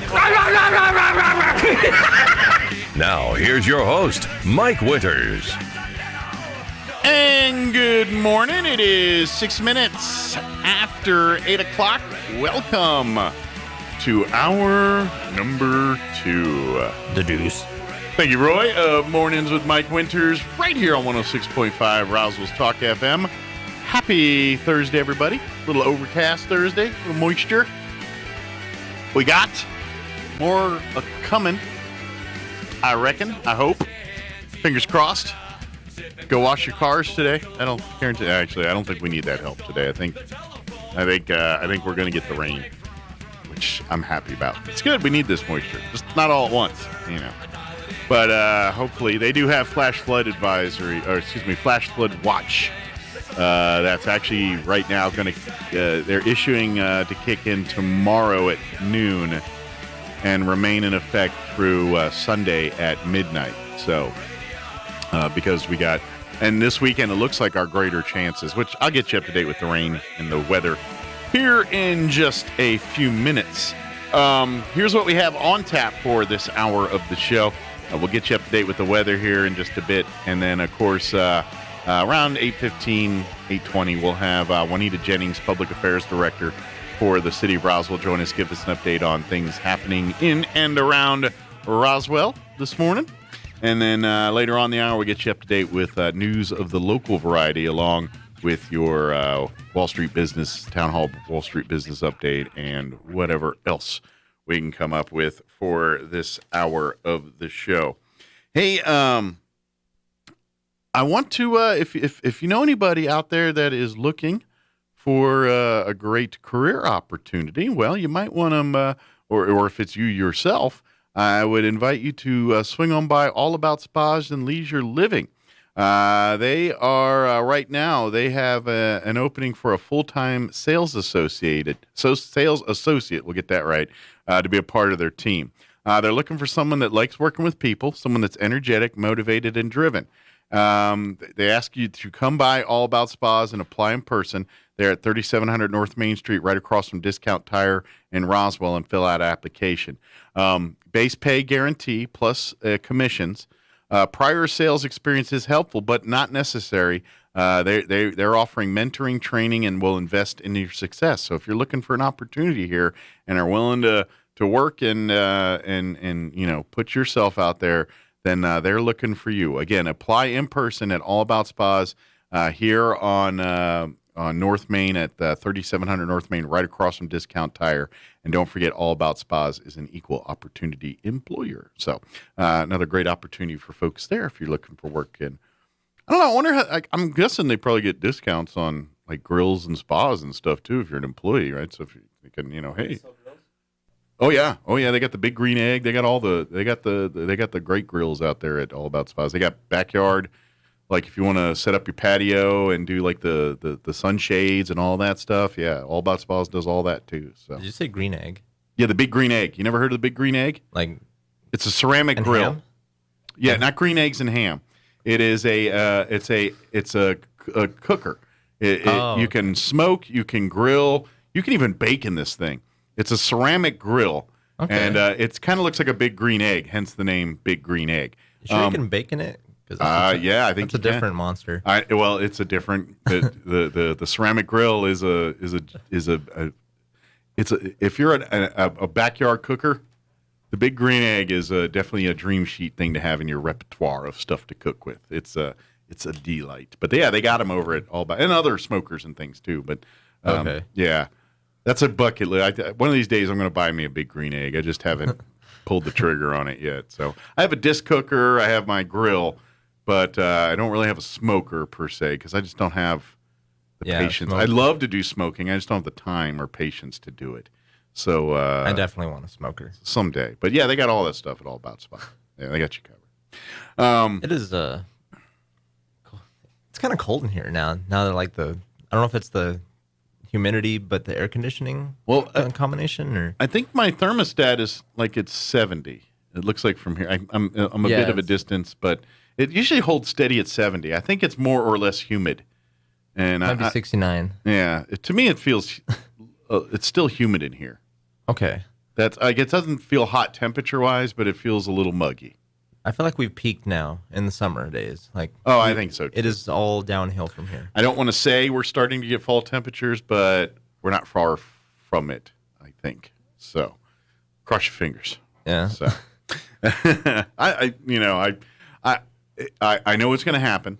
Once we get through this rain spell, we're going to have another 100-degree week or something coming up. It'll be sometime. Oh yeah, maybe in September, but we'll get another 100-degree week here, and then we'll start seeing fall stuff. Yeah, you'll get hot days that are suddenly followed by like a icy wind. Mm-hmm. Yeah, and that'll happen next. Is like right in the fall, it'll just be hot, and then one day it'll drop below freezing, and we'll get 3 inches of snow, and it'll be gone by noon. And that is always Halloween. Yeah, that's always like the day when I remember working at Sam's Club one time, and Halloween was the very day where it was like, oh, yeah, it's winter now. It's, It broke out official. Yeah. Yeah, that we have, we here in New Mexico have hot season and cold season. Right. That's our seasons. And then there's sort of rain season in between there. So we're kind of entering leaving rain season and for a couple more weeks here, I think. And then we'll get into. I know, I've heard the joke. Hot season for a little bit longer, then cold season will settle in. Yeah, I've heard the joke that where it's like season, it's like, oh, if you want to know what temperature it is, just wait a few minutes or whatever. Well, the saying I've always heard in New Mexico is if you don't like the weather, just wait, it'll change. That's what it is. Yeah. But I don't think that applies here. I think we only have 2 weathers here. In Roswell, we have. Well, and ours changes quick. Like one day they'll say it's going to just be hotter and blazes, and then they're like, oh, sorry, there is a storm that's moving through. Here it is. It's just, I don't know. Like we have 1 week of normal temperature, and then just it's summer and winter the rest of the year. Part of it too is the fact that we live in New Mexico, where it's much more rural. Mm-hmm. And let's face it, I don't think they have all the Doppler radars and all that stuff we've got some, but not as in abundance as they would say in a more urban setting in the East Coast or Dallas or something like that, So there's probably a lot more gauges of weather readings and all that, so it's easier to get a more accurate forecast for that area. We're here, we've got our Dopplers and stuff, but it's, like for instance, here in Roswell, we get most of our National Weather Service from Albuquerque. Yeah. But if you go down to Artesia, they get it all from Midland. So we're right on that cusp of being in two different areas, and I think that plays a role in some of that. Just me on the outside looking. Yeah, we're halfway between valley and desert. Yeah, so we're kind of in that sweet spot of weirdness.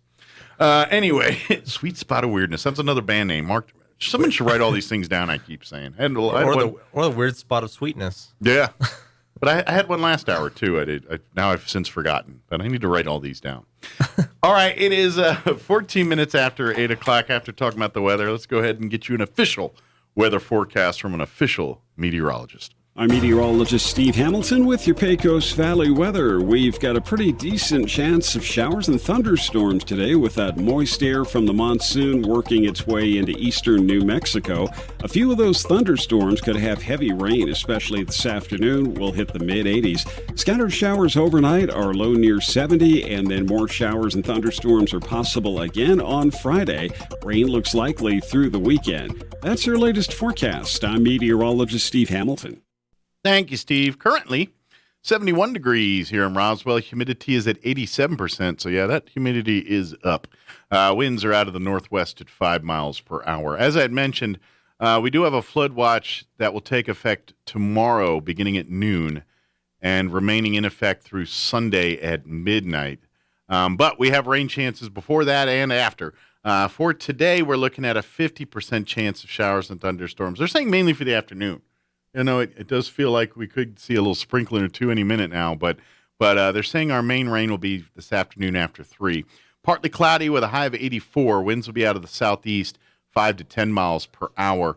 They're saying new rainfall amounts less than a tenth of an inch expected during the day here today, except if a storm rolls through the area. For tonight, we're looking at a 40% chance of showers and thunderstorms, mostly cloudy. With an overnight low of 65 degrees. Winds will be out of the southeast, 5 to 10 miles per hour. For Friday, we're looking at a 30% chance of showers and thunderstorms, mostly cloudy, 86 for a high tomorrow. Winds will be out of the northeast, 5 to 10 miles per hour.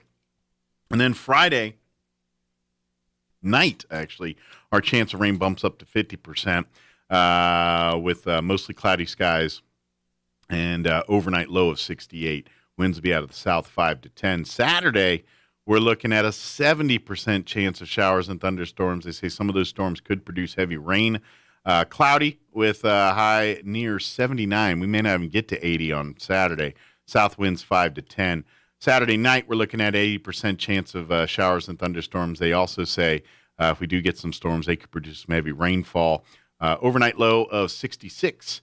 On Saturday evening. And then Sunday, we're looking at a 60% chance of showers and thunderstorms, partly cloudy, highs near 80, 40% for Sunday night, and then a 30% chance for rain on Monday when you head back to work and school, mostly sunny otherwise with a high of 83. And I'm looking at next week, and every day's rain chances there, 30% Monday, and Monday night, 30% Tuesday, and Tuesday night, 30% on Wednesday as well, too. So we're going to be, this is like part 2 full-on monsoon. Maybe we get some good moisture. So cross your fingers.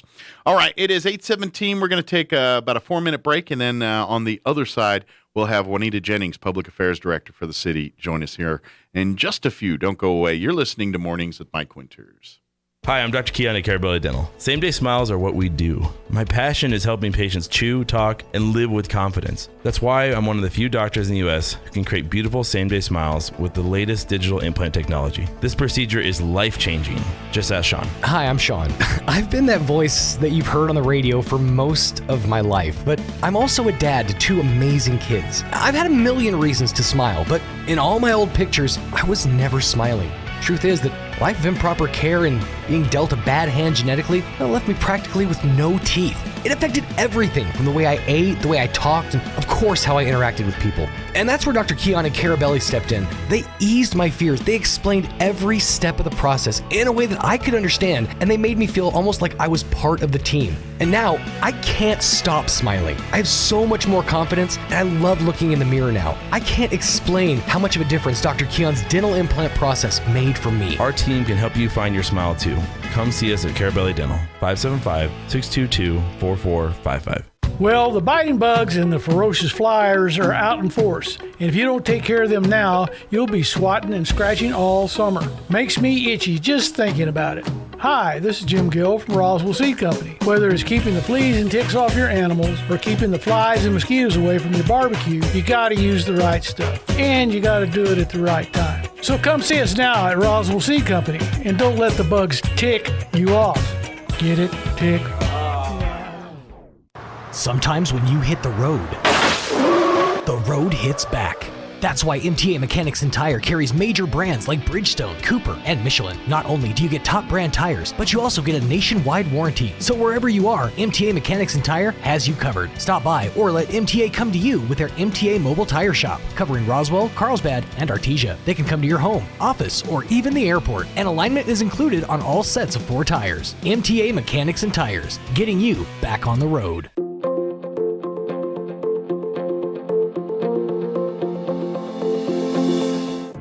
A quote once that said, "When you blame others, you give up your power to change."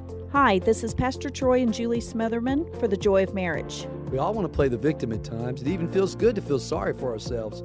But that puts a lid on our life. It stunts our growth, it damages our marriages, and if you have children, it can even hurt them. It can seem like a daunting task to take responsibility for our actions. But the Bible says in Philippians 4:13, we can do everything through Christ who gives us strength. If you've never experienced the love of God, then you don't know your true potential and don't realize how good God is. When you're feeling like a victim, turn to God. He'll give you the strength to move beyond yourself and help you have a victorious marriage. If you have any questions or would like further information about the Joy of Marriage Ministry, please go to jomconference.com. Oasis Computers has been Roswell's trusted source for home and small business computers for over 30 years, and they continue to be your best resource for computer repairs, operating system upgrades, web root managed, antivirus, special orders, and more. Oasis Computers is now open from 8 to 1, Monday through Friday to better serve you. Service calls by appointments and after-hour appointments are available too. Stop by Oasis Computers at 1703 North Garden or call or text 575-625-9141 for even faster service. The 2022 Coyote football season kicks off this Friday as your Coyotes head for the Wool Bowl to square off against the Wildcats of Lovington High. 106.5 Roswell's Talk FM and KSBPTV.com has got you covered for every second of the action. It all starts with Art Sandoval, Kelly McDonald, and the Coyote pregame show at 6:45 and kickoff at 7. Coyotes versus Lovington Wildcats in a home opening showdown. Friday night starting at 6:45 on 106.5 Roswell's Talk FM and at KSBPTV.com. Here's a Mornings with Mike Winters fun fact.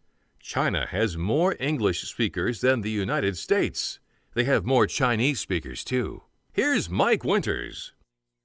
And good morning. It is 21 minutes after 8 o'clock, and joining us in studio this morning, Public Affairs Director for the City of Roswell. That's still your official title, right? Didn't give you new ones, did they? No. Juanita Jenny. She does so many things. Yeah. I'm like, does that cover everything, or did they? Pretty much. Did they give you another title here? But good morning. How are you today? I'm doing well, thank you.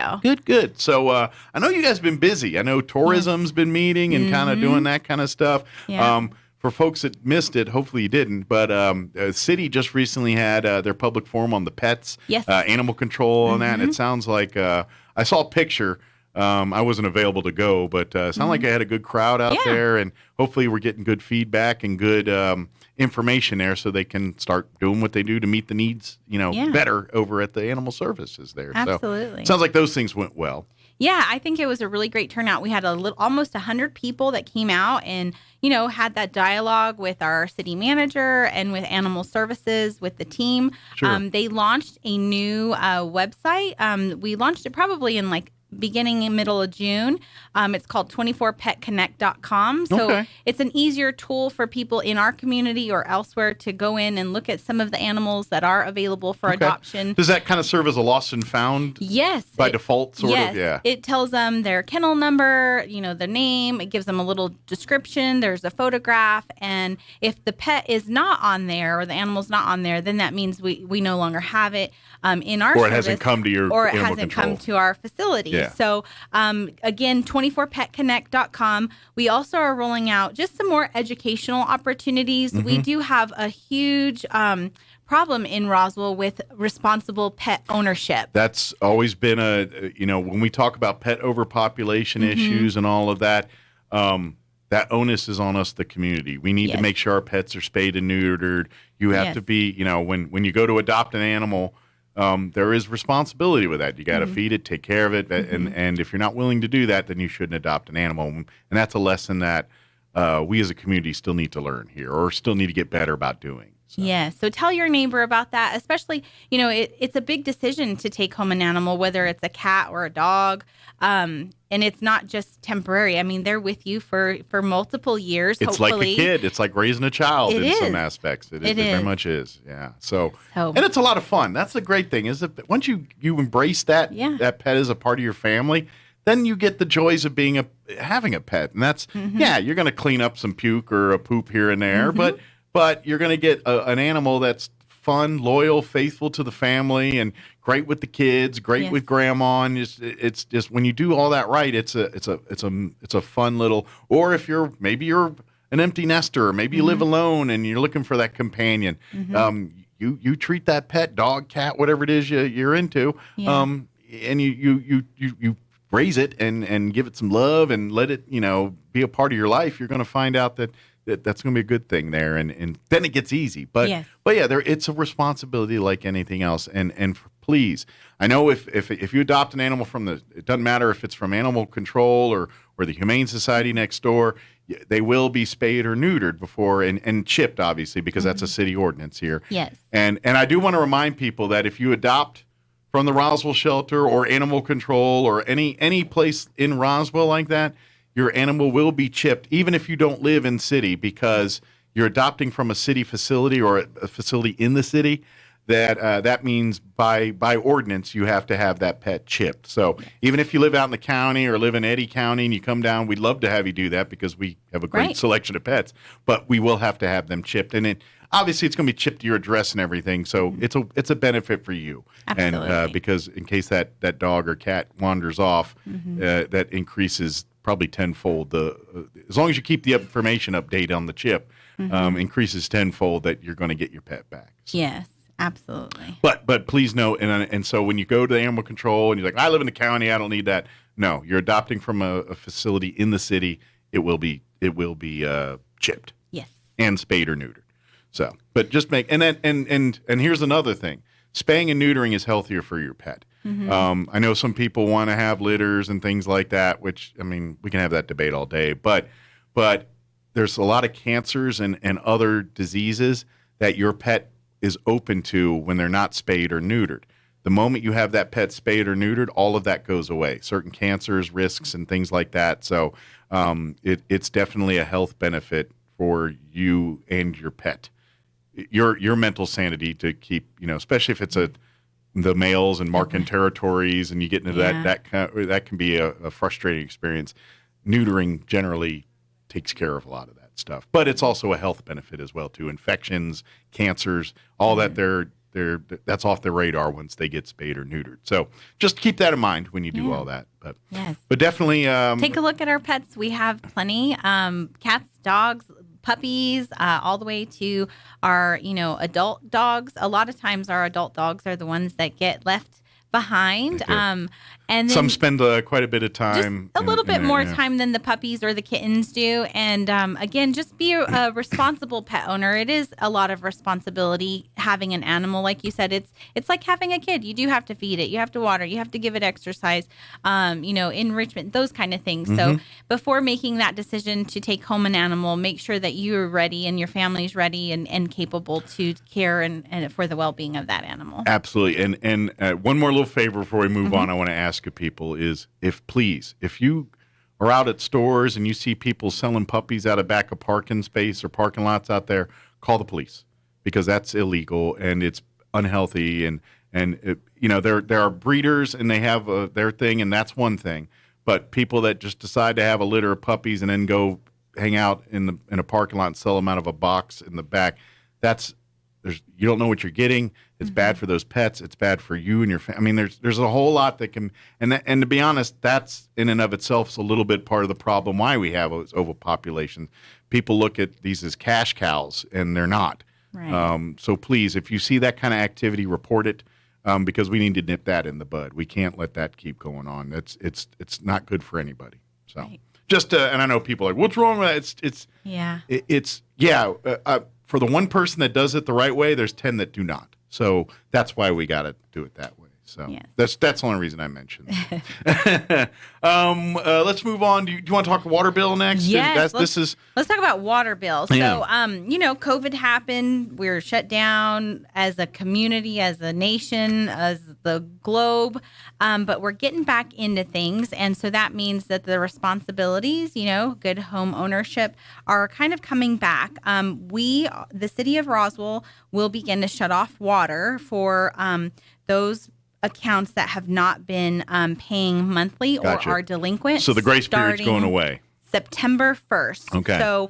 But we have an opportunity for those that do need a payment plan. Okay. If we understand that times have been hard and challenging, and so the city wants to make sure that that there is a payment plan option. Good. But you need to take action before September 1st. Yeah, you can't wait till they shut off your water to take advantage of this. Correct. The city, we accept cash, check, credit, debit cards. You can come in person at 415 North Richardson, and you can also set up online payment at roswell-nm.gov. Yeah. But to set up a payment plan you have to do it before the water is disconnected. You do need to come in person and speak with one of our customer service representatives. But please tell your friends, tell your neighbors, tell those nonprofits, all of the community. We're trying to get the word out as much as we can, because that September 1st date is coming soon. Just I don't know if you have this available, but ballpark, what's the kind of percentage that you're seeing as far as unpaid water bills? We have over 3,000 accounts. Over 3,000 that are unpaid. In the city of Roswell. I'm just curious what kind of numbers we were looking at here. So quite a bit. And you understand, times are tough here, but the thing is, they don't want to cut off your water. So be proactive. Go out to City Hall, make that arrangements to either set up the payment plan or to pay off your indue bill in kind, or and I get it. Maybe you can't afford the couple $100 or $1,000 or whatever it is at this point. But please they'll work with you. They say, hey, look, okay, can you do whatever it is, $100 a month or whatever those numbers are? Right. They'll work with you and talk about $25, whatever it might be. That's the thing I really want to communicate to the community is the city of Roswell is willing to work with you. Yeah. We just need you to meet us halfway. Come in, let's talk about it and figure out what kind of plan can work for you to make sure that we can keep your water on, and maybe there's an extended payment program, a plan that we have available that you might qualify for. There are other resources that are available, but we need to hear from you and do it before September 1st, before the waters is shut off. Yeah, so, you got here, about a week and a half to make sure you get in touch, reach out. Yep. I guarantee if you do the ostrich stick your head in the sand and hope the problem goes away approach, you will lose your water come September 1. Yes. We anticipate, we're hoping to get the message out. We're, putting it pretty much everywhere. I'm going to leave some flyers with you, so maybe more people that come in. But yes, September 1st is that big date, and just reach out to our city water service billing department before then.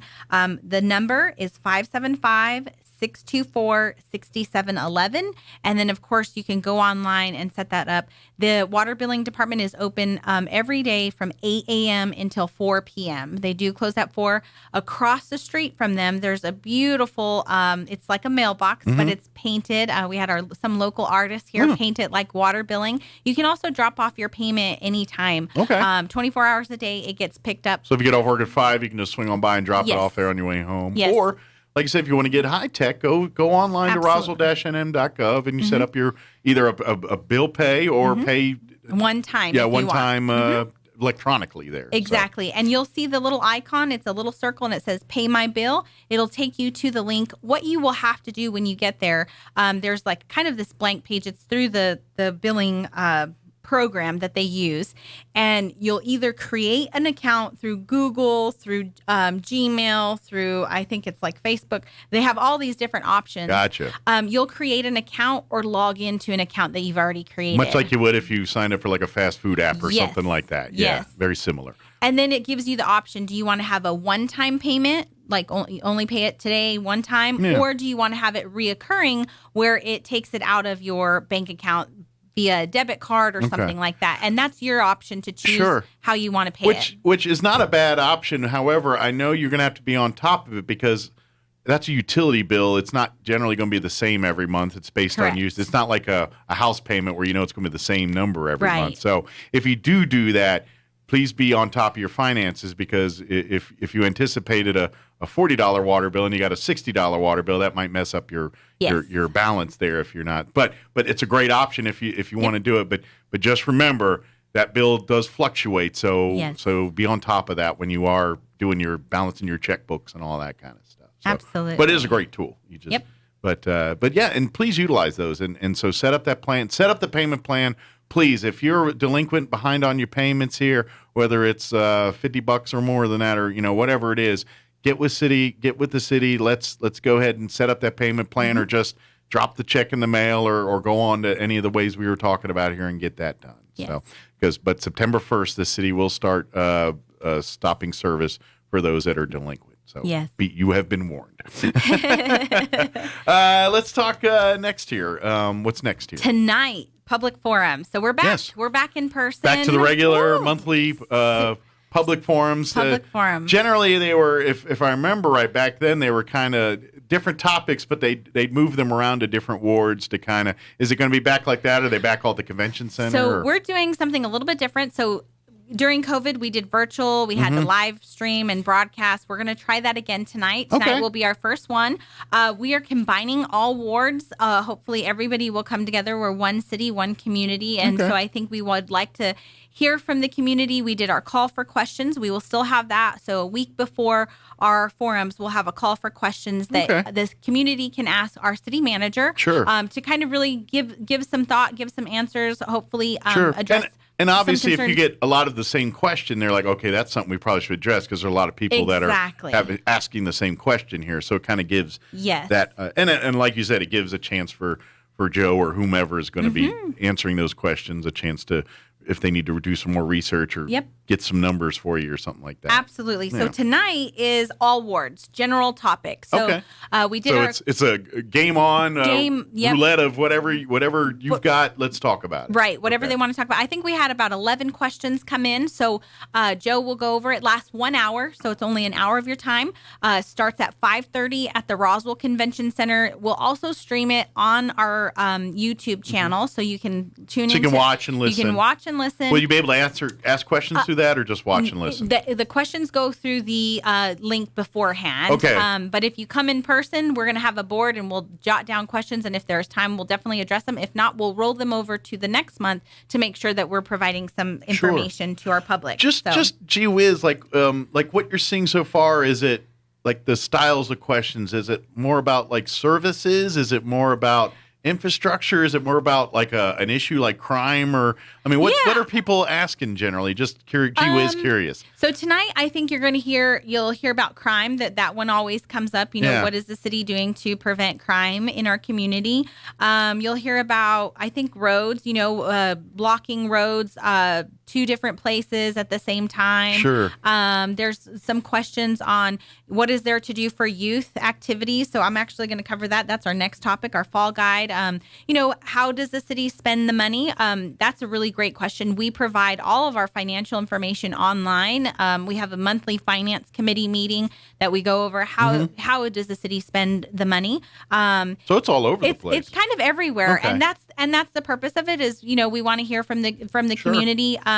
There was 11 questions. I can't remember all of them off the top of my head. Gotcha. But, I was just kind of curious what people were like, getting a gauge of finger on the pulse kind of thing, and what people are interested in and things like that. And sometimes it's the same user. You can be confidential or you can leave your information. But we love hearing from new people too, and also what are the solutions that they might have, or do they have ideas? And that's why we call it the public forum. Yeah, because it's not just a gripe fest. It really is let's meeting of the minds here, and it's like, okay, maybe there is a need out there that the city just isn't aware of, and then we the public say, hey, you should do this, and they're like, yeah, let's research, and then say, you know what, that's a brilliant idea. Let's get the ball rolling on that.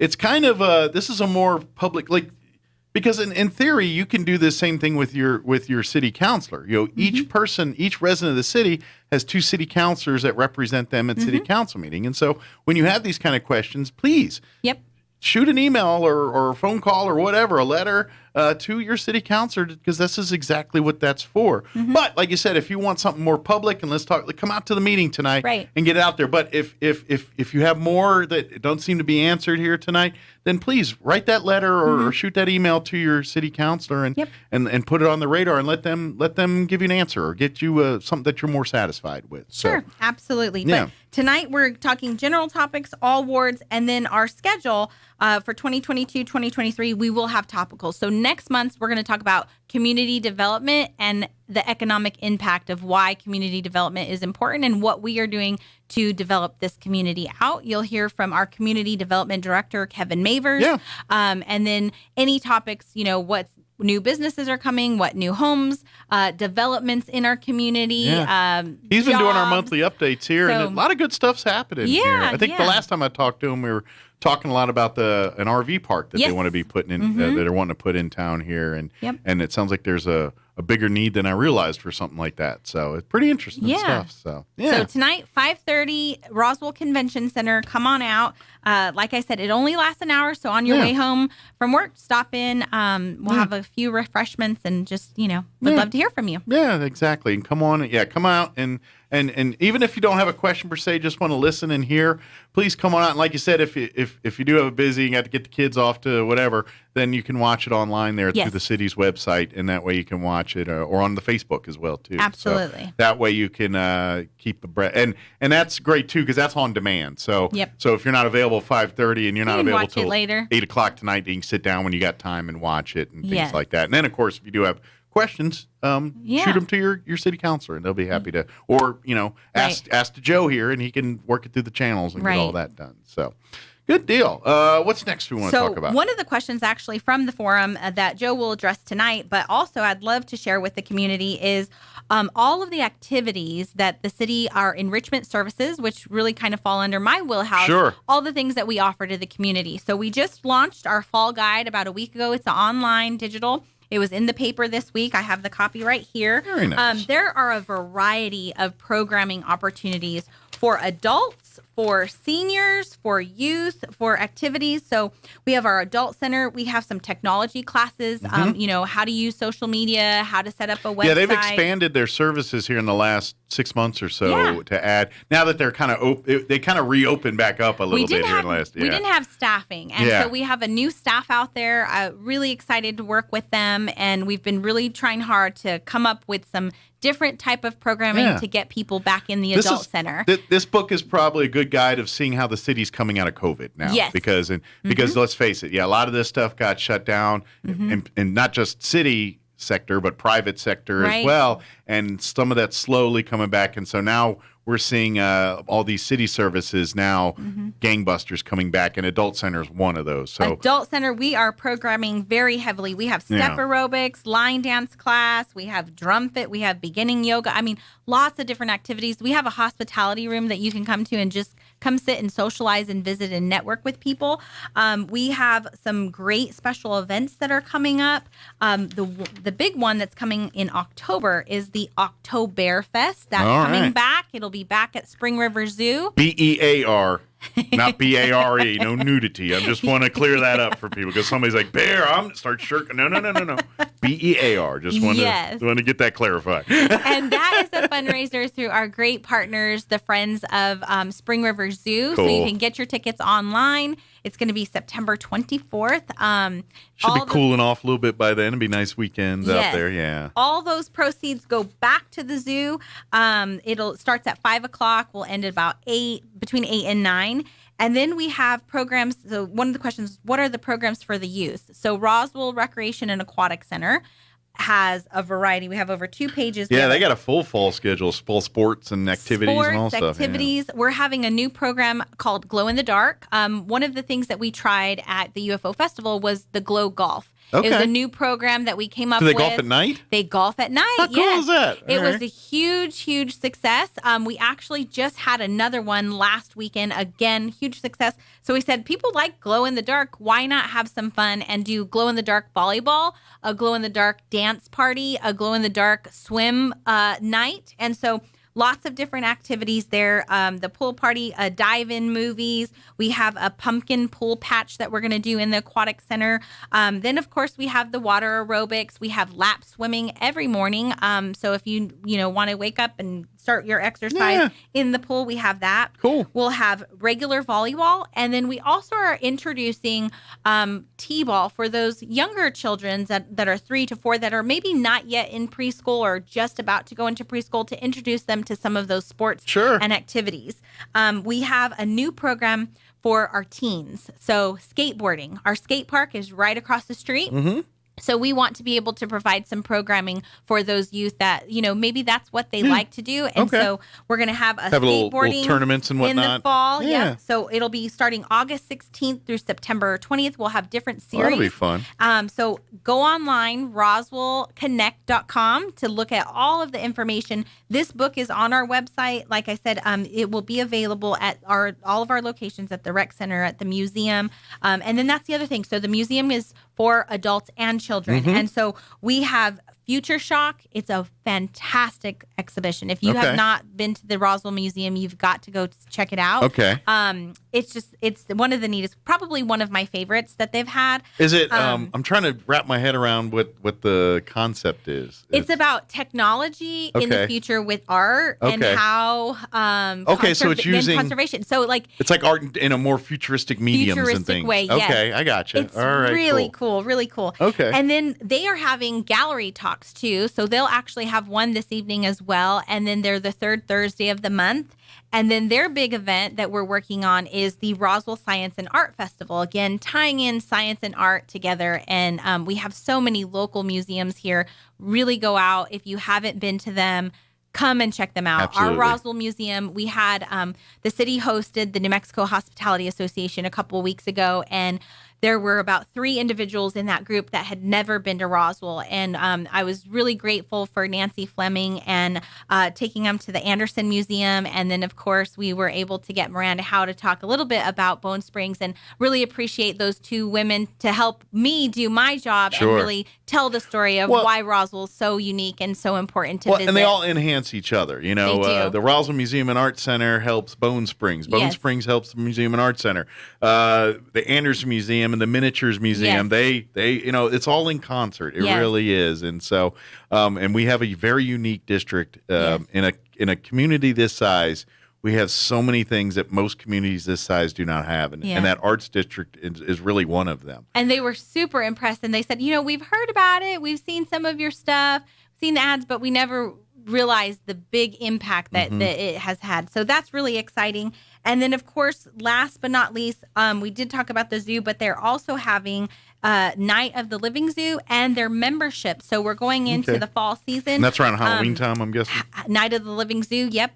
It'll be our safe trick-or-treating event with some local partners. So if you're a business out there and would like to participate and provide a safe space for our youth to do some fun trick-or-treating fall festival type events, we're going to be out there 2 nights, the weekend before Halloween, providing that service to our community. And don't forget, we're talking about museums and the zoo and all this. There's the second Saturday for the museum. Yes, free. What's the zoo one? Is it also It's the first Saturday. First Saturday. We want to rotate so that you can go to one weekend, you go to the zoo, the next weekend you go to the museum. I just can't remember which Saturday it was, but those are free weekends for Roswell residents here. So if you're thinking, well, I can't afford, great, go the second Saturday, go to the museum, or the first Saturday, and go to the zoo and enjoy all this stuff free of charge. But then when you bring your out of town friends, bring them on the third Tuesday or whatever it is. But definitely, take advantage of this stuff. There's so much going on in this community, and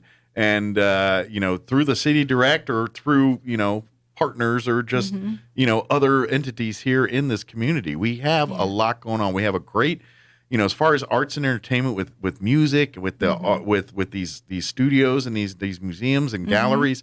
We have such cool, and none of this has to do with aliens. That's the cool part, Right. And then we talk like the historical society and that side and those various entities that really cover this. We have so many cool things here. We do. And then you get to the aliens, and then you get onto all of that stuff. So there's really a whole lot here.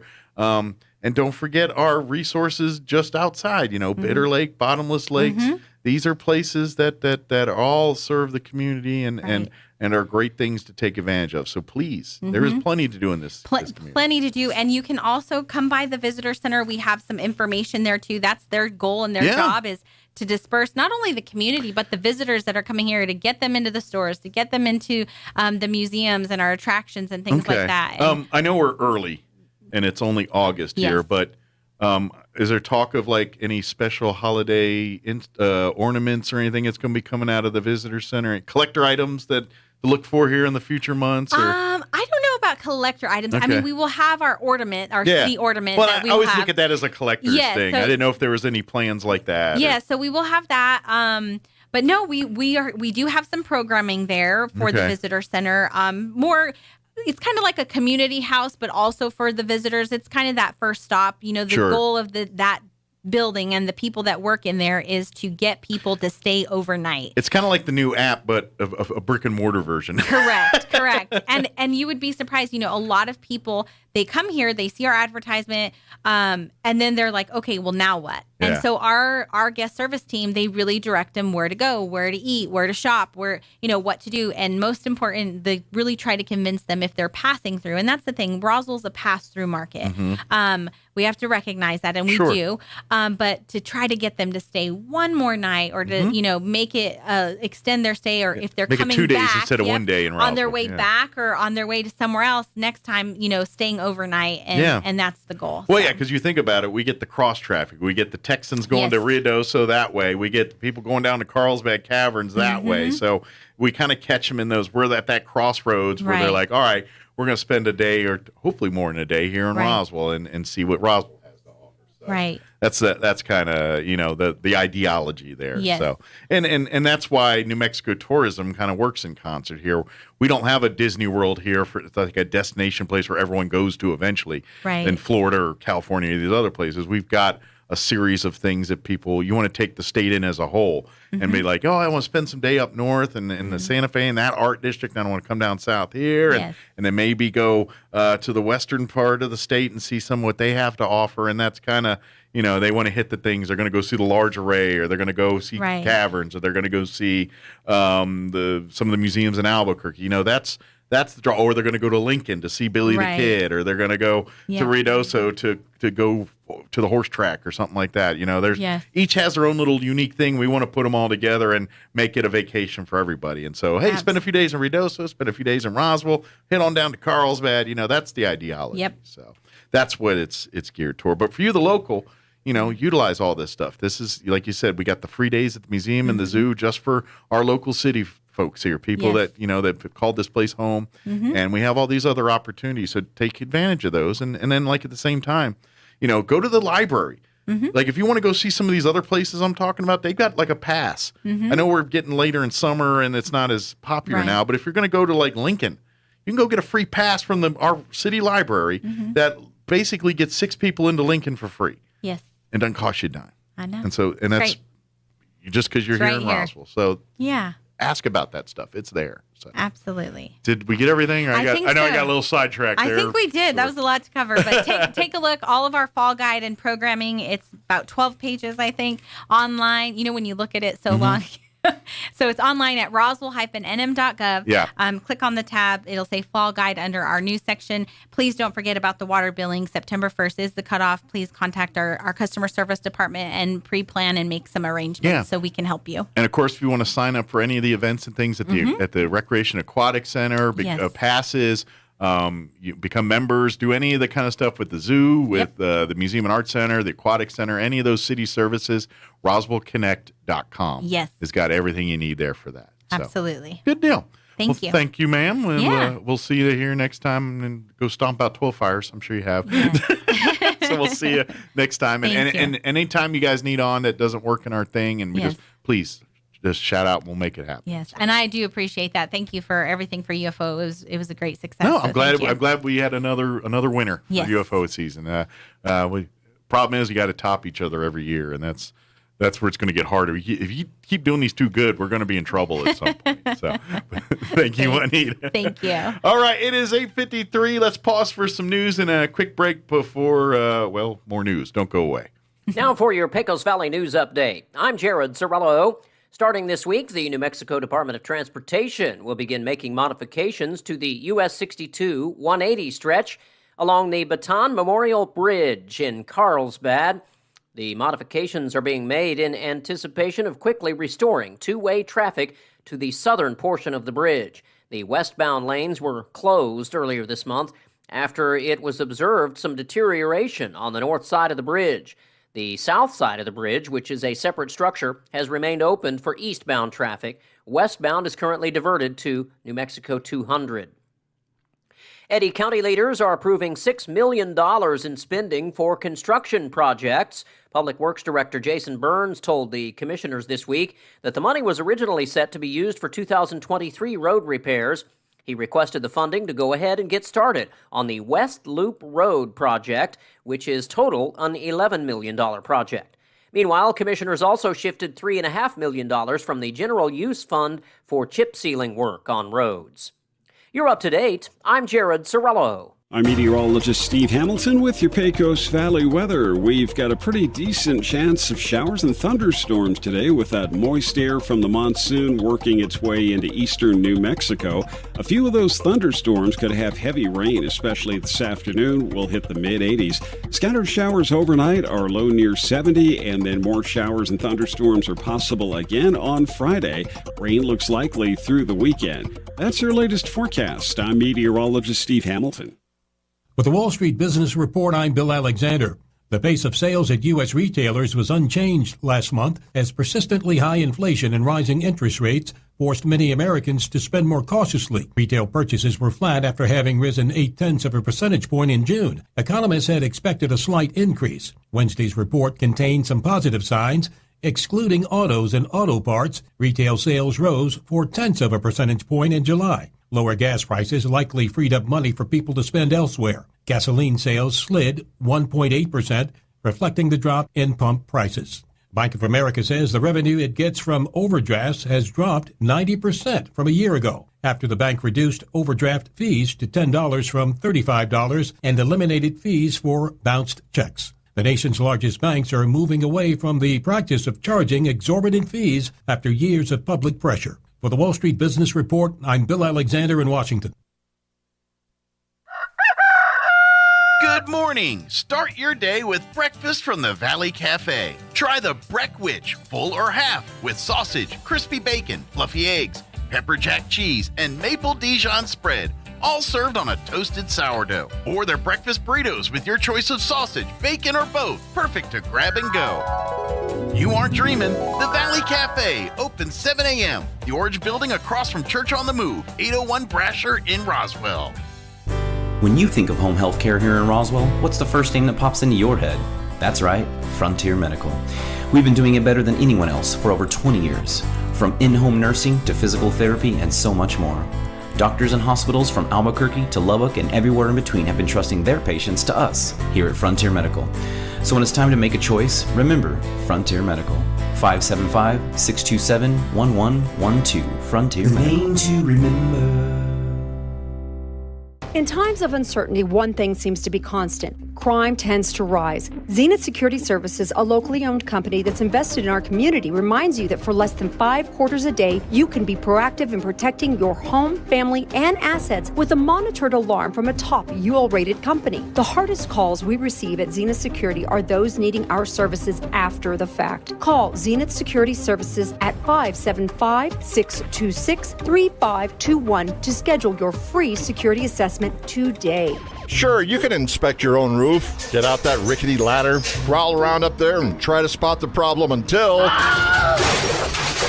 Or you could call the experts at Do Right Roofing. Do Right Roofing has quality products for any type of roof. They can even install seamless gutters. Do Right Roofing will inspect your roof and give you a free estimate fast. Keep your feet on the ground. Call Do Right Roofing today. 575-623-2273. Let Do Right do your roof right. Find them fast in names and numbers. This is Dallas Cowboys football 2022. Hurts in the gun for the Eagles, coming left to right in the green shirts. Only heard here. Snap is back, little read option. He keeps it up the middle and runs slam into a wall and loses yards. All season. Micah Parsons. Saturday night, it's your Cowboys and the LA Chargers. Live from SoFi Stadium on this Dallas Cowboys radio network station. Pre-game at 7, kickoff at 8 on Southeastern New Mexico's official Cowboy station, 92.9 The Brand. Here's a Mornings with Mike Winters fun fact. Did you know you share your birthday with at least 9 million other people in the world?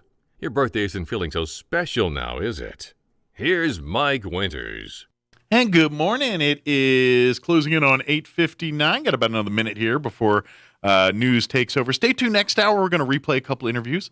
Like we had the Gonzalez family, had Danielle and Angelica join us earlier, talking from the Gonzalez family, one of the Heritage Dinner honorees over the past year. But we've been talking about the Stroll Down Memory Lane event next Thursday.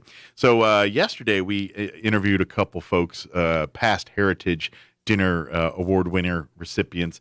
We had Tommy Jordan Jr. join us. He is a member of the Lions Hondo Little League World Series Championship baseball team. Had a great little conversation for a few minutes with him. And also Jim Gill, representing the Gill family in Roswell Seed, joined us as well. So we're going to play both of those interviews next hour. Town Hall News is up next. We'll be back on the other side of news. Don't go away. Your home for Kim Commando in Roswell. 106.5 Roswell's Talk FM, KEND, Roswell, New Mexico. News this hour from townhall.com. I'm Rich Thomason. A clearly frustrated Texas Governor Greg Abbott complains that while Texas secures the border, the federal government is enabling illegal immigration. Abbott, reacting to Fox News video, shows federal agents opening a gate that had been locked by the Texas National Guard. Opening the gate, which is on private property, allowed more illegal immigrants to stream into the U.S. Abbott, writing on Twitter, Biden's open border policies caused this crisis. The federal government must do its job and fix it. All eyes on South Florida in a few hours as the next chapter in the Mar-a-Lago raid saga unfolds. Attorneys for the nation's largest media companies are trying to persuade a federal magistrate judge to make public the affidavits supporting the warrant that allowed FBI agents to search former President Trump's home in Florida. Media attorneys are going to argue today that the affidavit should be released because it's of great public interest. The U.S. Justice Department does not want to do that. Former President Trump has also called for the documents release, but his attorneys have not said whether they'll take part in the hearing. The hearing is set for 1 p.m. Eastern Time this afternoon. Meantime, the White House is rejecting calls from some Republicans to defund the FBI after that raid on Trump's home. White House Deputy Press Secretary Andrew Bates said that the president rejects defunding the police and other law enforcement, including the FBI. Tasha Stevens reporting. Slightly fewer Americans filed for unemployment benefits last week. Applications for jobless aid the week ending August 13th dropped 2,000 to 250,000. The housing market slide deepens. Used home sales dropping for the 6th month in a row in July, falling almost 6% from June. Stocks are mixed on Wall Street. The Dow is down 75 points, while the Nasdaq trading 10 points higher, and the S&P is up a fraction. More on these stories at townhall.com.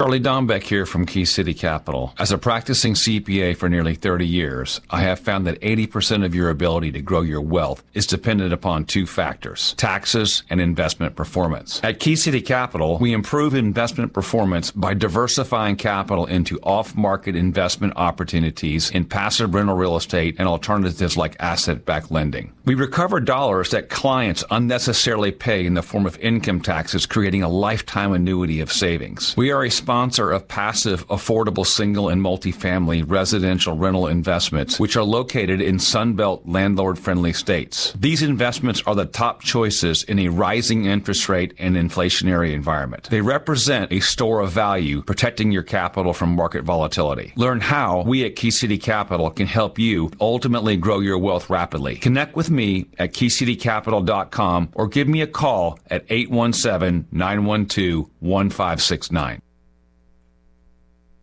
The U.S. and Taiwan announced talks on a new trade and investment pact. It's called the U.S.-Taiwan Initiative on 21st Century Trade, which was first announced in June. Now, the two sides say they are ready to start formal negotiations toward a deal. Talks will focus on easing trade barriers in areas including e-commerce, agriculture, and the environment. Trade between the U.S. and Taiwan was worth nearly $106 billion in 2020. Today's announcement comes at a time of heightened tensions in the Taiwan Strait. Earlier this month, a visit by U.S. House Speaker Nancy Pelosi sparked a strong reaction from China, which responded by holding its largest ever military drills around the island. That's a BBC's Joel De Silva.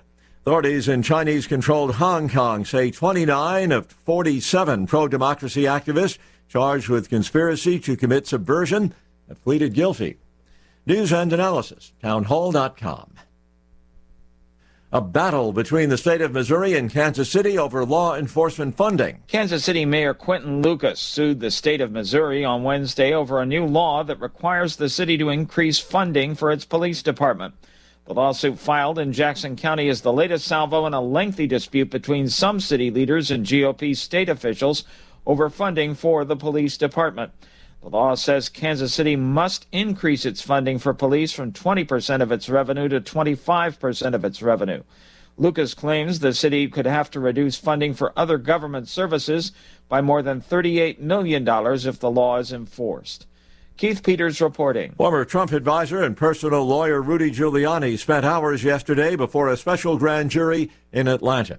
That panel investigating possible illegal attempts to influence the 2020 election in Georgia. More on these stories at townhall.com.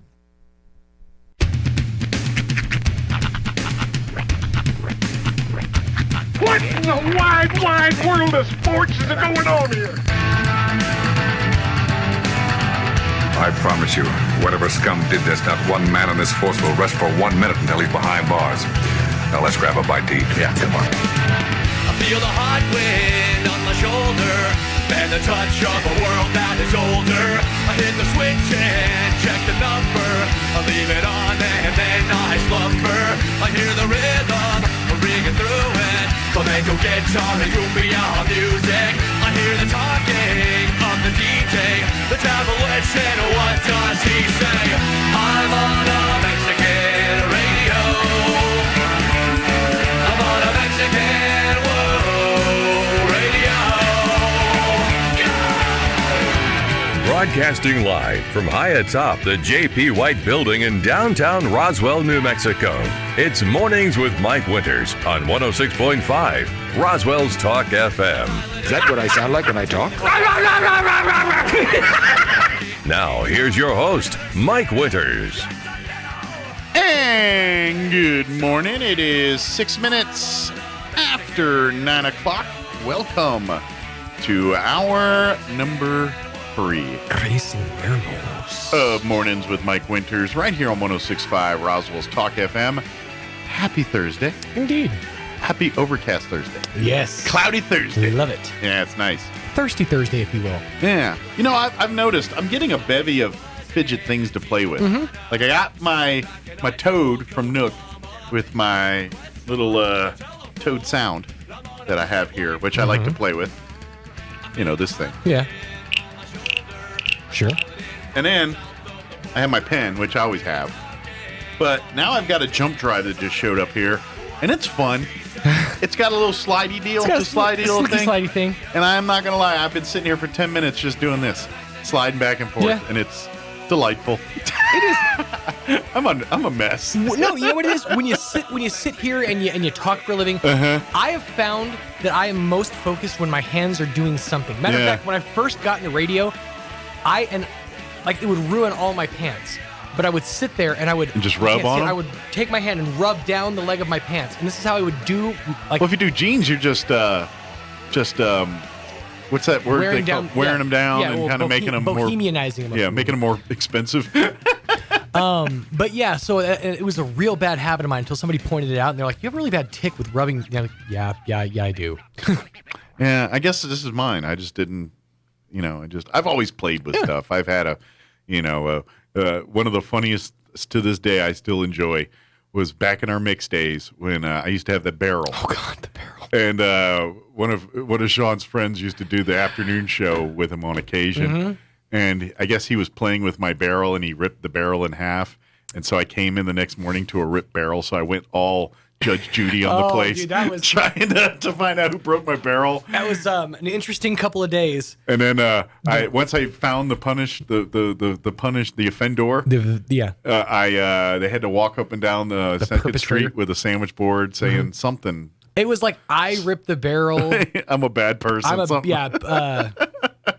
Punish me or something. Honking. So yeah, we had people like honking at him, throwing I think water at him at some point. This was back when you could be just truly cruel on the radio and nobody really cared that much. Yeah. Looking back, I'm actually really, really glad that he went through that experience.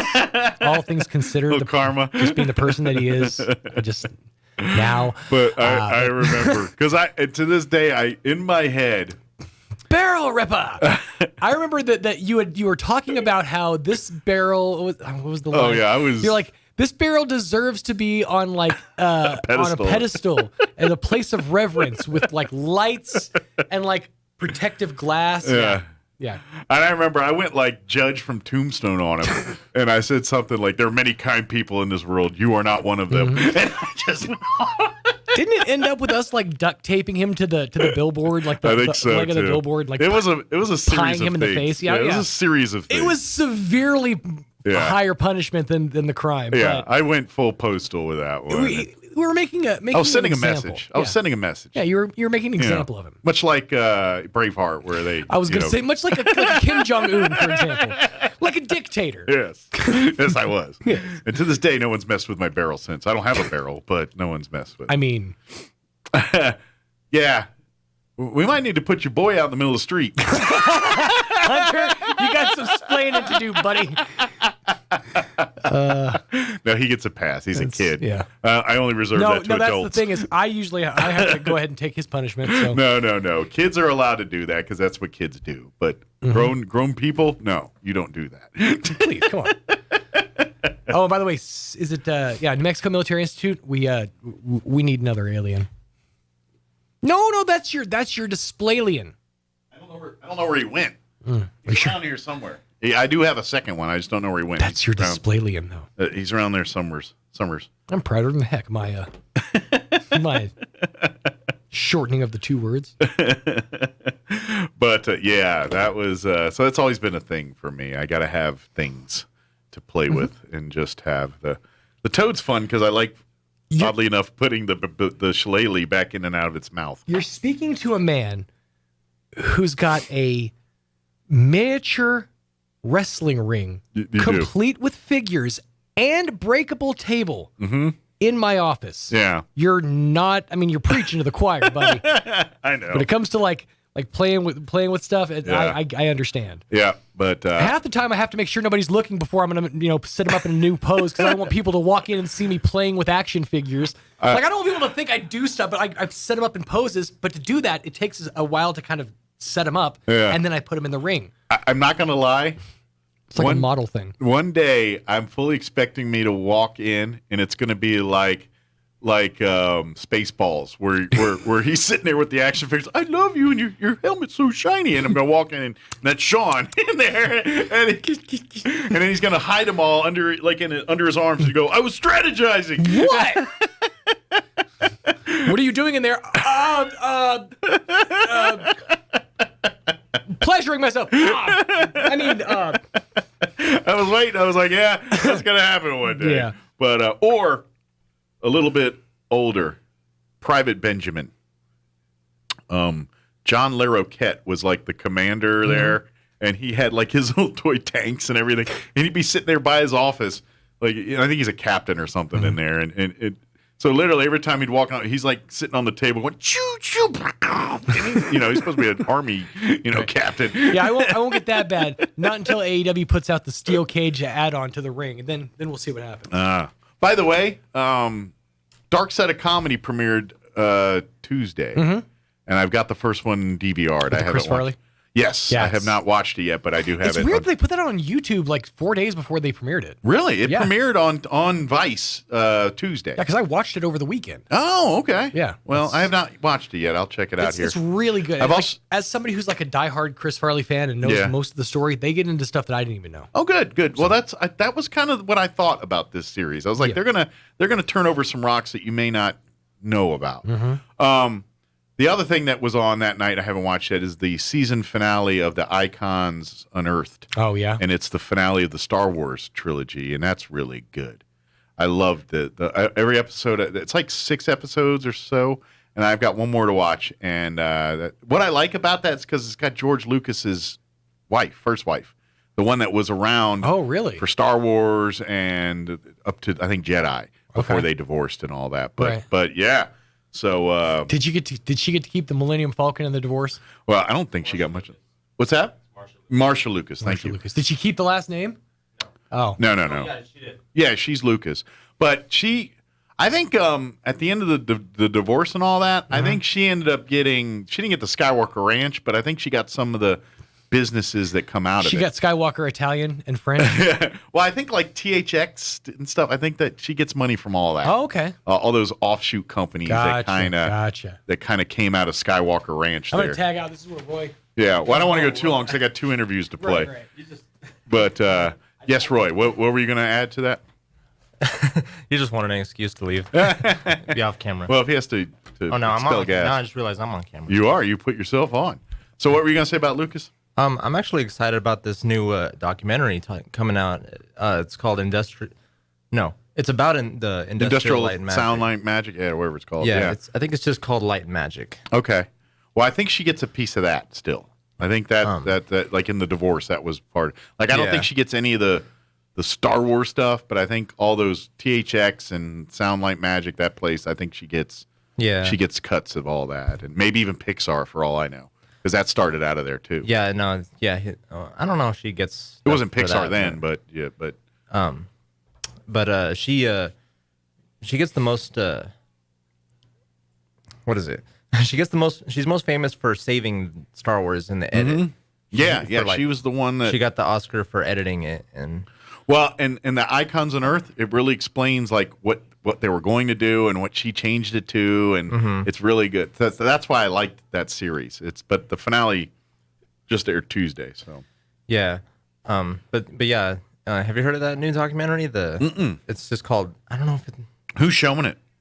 It's on Disney Plus. Disney Plus, okay. I'll check that out. I think it's just called Light and Magic, but it's about ILM. Okay. And the whole history behind it and stuff. Oh, okay. It actually looks pretty interesting. I saw the commercial or the trailer for it like a month ago. And I'm a mark for behind the scenes Disney stuff. Like anytime they used to show those like behind the scenes at the Magic Kingdom or Epcot or know, and they like show you the inner workings of those parks, I was always involved 100%. Or back when like the older documentaries when they talk about Walt Disney and how he created the empire that we know as Disney. I love watching that stuff. It's pretty interesting. So. Yeah, you get like a bunch of deleted scenes from like Lion King and stuff like that. But even with that, it kind of you get into the family history and how Walt and his brother Roy and how all that went down, and then it's kind of cool when if you ever go to Florida. Have you ever been to Disney World in Florida? I've been to. No, not Florida. No. Okay, well, in Florida, the Magic Kingdom, that's where, the original theme park before they added Epcot and all the other ones. Right. But there's that Main Street USA that's in Magic Kingdom. I'm sure California has it at Disneyland, too. I've never been there. But But at their Main Street USA, you can see like there's a lot of Easter eggs, like Walt Disney's office and things. And if you don't realize it, there's homages to various Disney people over the years, all throughout the Main Street. And if you go online and dig them up, you can go and try to find them all. I actually did a little bit of that a couple years ago when I was there. And I went online. I was like, oh, yeah. And so it's like, well, if you walk down here to this photo shop and look up in the window, you're going to see something, and it's an homage to Walt Disney. And then you look, and sure enough, it's there. Okay. And so there's a lot of cool stuff like that. That goes on. So one thing I've noticed recently was I don't know if you've heard of this, but the Monsanto, I don't know if it's Monsanto, the future houses where they're like kind of propped up on a plastic thing, and then they're like cube houses made entirely out of plastic. Okay. And they're like almost unbreakable. Really? I've never heard of them, no. Like it took a lot just for them to destroy the things.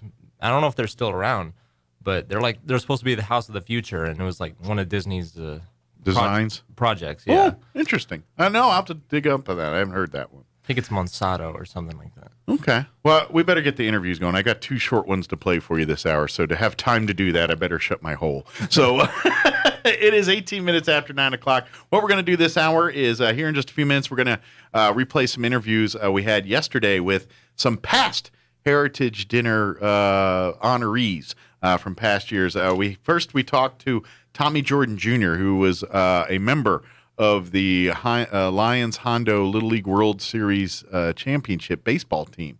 So we had a quick 10, 15-minute interview with him. And then Jim Gill from Roswell Seed and the Gill family. Jim talked to us for a little bit. Of course, their family were honored with the Heritage Award back in 98. So, and then I think the baseball team was in 2016, if I remember right. So that which the Gonzalez family was 2018, so that sounds about right, 16 for them. And I think we did Excel right in between those two. But definitely pretty cool stuff. So we're going to play those interviews for you here in just a few minutes. Before we do any of that, though, let's go ahead and take a look at the weather. I'm meteorologist Steve Hamilton with your Pecos Valley weather. We've got a pretty decent chance of showers and thunderstorms today with that moist air from the monsoon working its way into eastern New Mexico. A few of those thunderstorms could have heavy rain, especially this afternoon. We'll hit the mid-80s. Scattered showers overnight are low near 70, and then more showers and thunderstorms are possible again on Friday. Rain looks likely through the weekend. That's your latest forecast. I'm meteorologist Steve Hamilton. Thank you, Steve. And currently, let me get to my weather here, 72 degrees here in Roswell. Humidity is at 82%. Winds currently out of the north at 6 miles per hour. We do have a flood watch that will take effect tomorrow, beginning at 12 noon and remaining in effect through Sunday midnight. I imagine as we get closer, that will probably get upgraded a bit, at least to flash flood warnings and things like that. But we do have a flood watch here for those 3 days, or for 2 days there. But for today, we're looking at a 50% chance at showers and thunderstorms, mainly for this afternoon. Partly cloudy, 84 for a high today with southeast winds 5 to 10 miles per hour. They're saying expect less than a tenth of an inch of rain today unless we get a possible thunderstorm rolling through the area. 40% chance of showers for tonight as well, mostly cloudy with an overnight low of 65 degrees. Winds will be out of the southeast 5 to 10 miles per hour. Friday, our chance of rain bumps up to 40% with mostly cloudy skies, a high of 86, winds out of the northeast 5 to 10 miles per hour. 50% chance of rain for Friday night, mostly cloudy, overnight low of 68 with south winds 5 to 10. Saturday, rain chance is looking real good. 70% chance of showers and thunderstorms likely. Some storms could produce heavy rains, what they're saying, though. So be on the lookout there. Cloudy, 79 for a high Saturday with south winds 5 to 10 miles per hour. 80% chance of rain Saturday night. Once again, some of those storms could produce some heavy rain. Overnight low of 66 expected for Saturday night. And then Sunday, we're looking at a 70% chance of rain. Some storms could produce heavy rainfall. Once again, highs near 80. And then 60% chance of rain Sunday night. Mostly cloudy, overnight low of 66, and then a 40% chance of rain Monday when you head back to work and school, partly cloudy, 83 for a high. All right, it is 21 minutes after 9. We're going to take a quick commercial break and then play our interview with Tommy Jordan Jr. talking about Little League World Series there in the Heritage Dinner. Then we'll take a quick break and then play our interview with Jim Gill. But Tommy Jordan Jr. up next. Don't go away. I have a snake for your drain. You might want to step back. Oh no, baby. All AC units moke a little. Is normal. Oh no, baby. Haha, now your sprinkler system's strong like bull.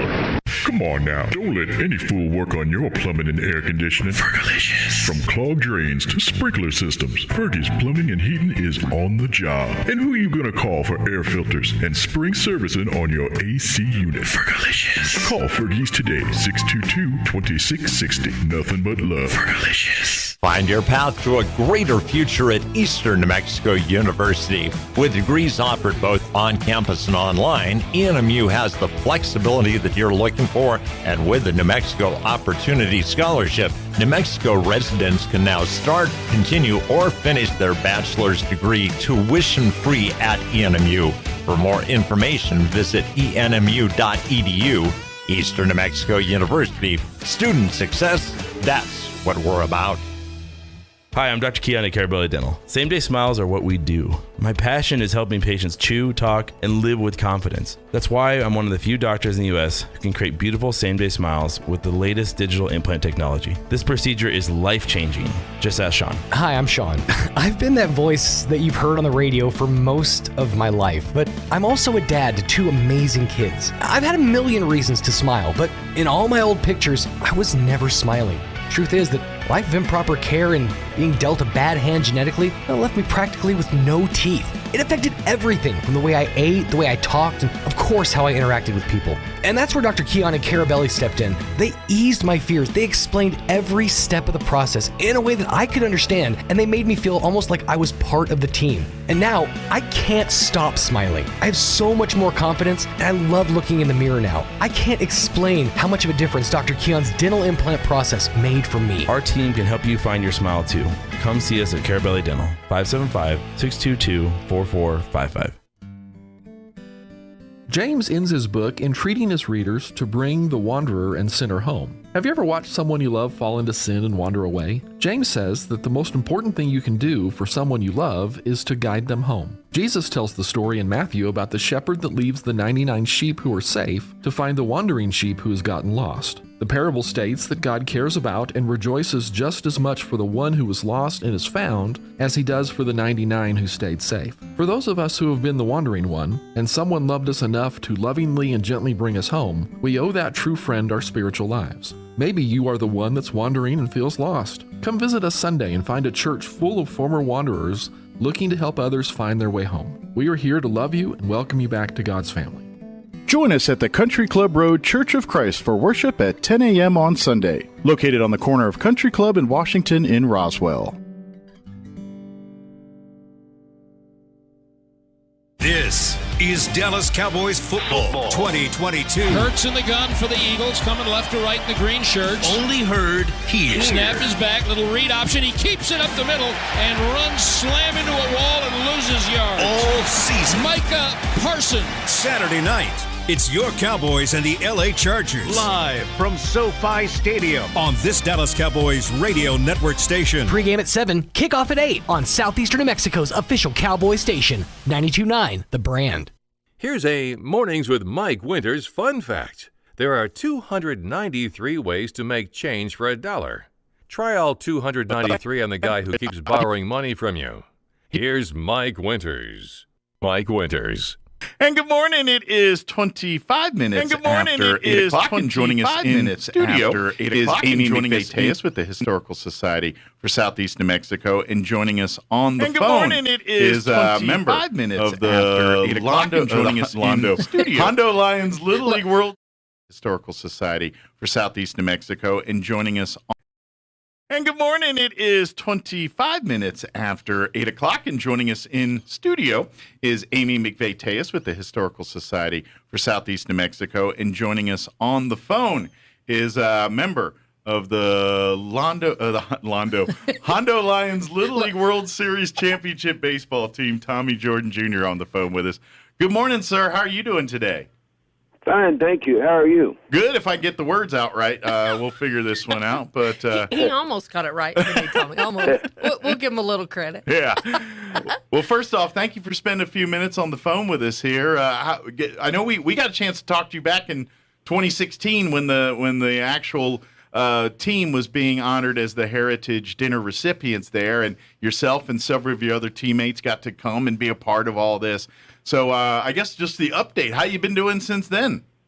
I've been doing real good. Good. Good deal. Are you following baseball pretty good and keeping up to date on things and liking or disliking the world you're living in with the football or the baseball right now? Oh yeah, I watch baseball about every day. Good deal. Well, good deal. That's a way of life, right, Tommy? Yeah, exactly. Exactly. Now, of course, Amy, we had a good hunk of the baseball team able to join us in 2016 when the Lions Hondo Little League team won that World Series.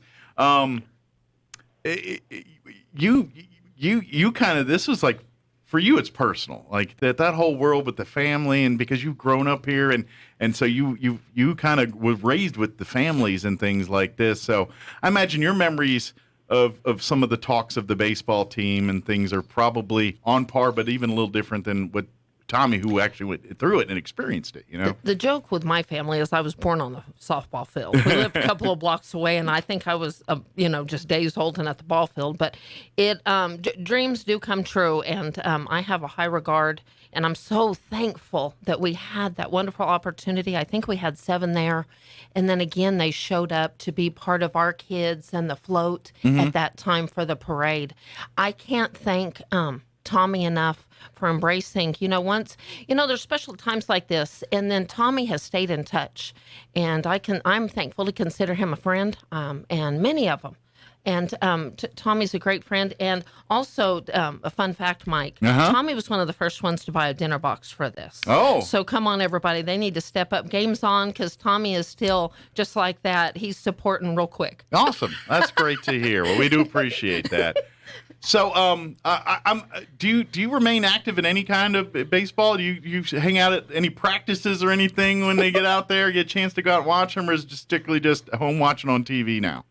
No, I just mostly watch it on TV now. My grandson, he played for Roswell High a few years ago, and I went to all the games. But mainly now, I watch it on TV, and in fact, I plan on watching some games in the Little League World Series. It starts today. Yeah. I'm so glad you're on the radio with us today when all this is starting. Well, that's so awesome. And I know from when we got to share your story back in 2016 here with us on the radio, for folks that don't realize, when you look at the Little League World Series and what it is today, and the pageantry and the corporateness and everything, when these young men, when they were competing for this World Series, it was a lot different. You guys, it wasn't like you guys had, coach buses and everything showing up. You guys had to raise money to get your own equipment. I mean, this was a labor of love for you guys. It wasn't like today where you just play a little baseball. Next thing you know, if you're good, they show up, you get a chance to be at the World Series. You guys were the underdogs going in, but you had to literally fight tooth and nail just to get invited, but be relevant there, and obviously you took care of that because you won the whole darn thing. But you guys were that underdog, the ones that had to, you just didn't get to show up like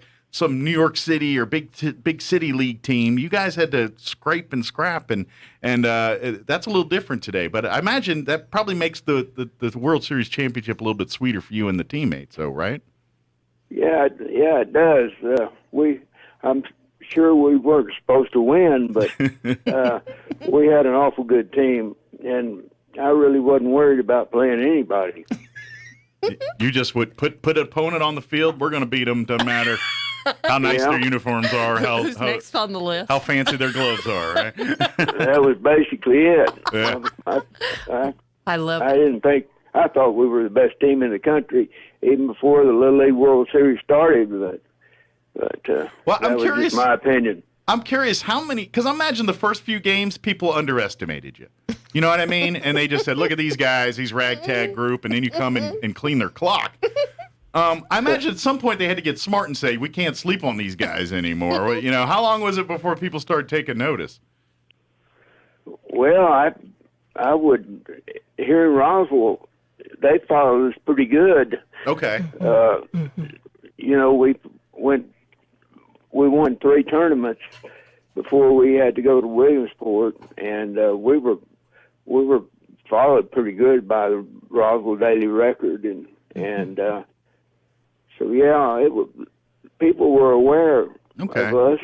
Well, I didn't know. I knew back home we did, but I didn't know once you got to Pennsylvania there if they kind of took a look at you and said, "Oh, these guys are going to be pushovers," and then you come and show them that you aren't.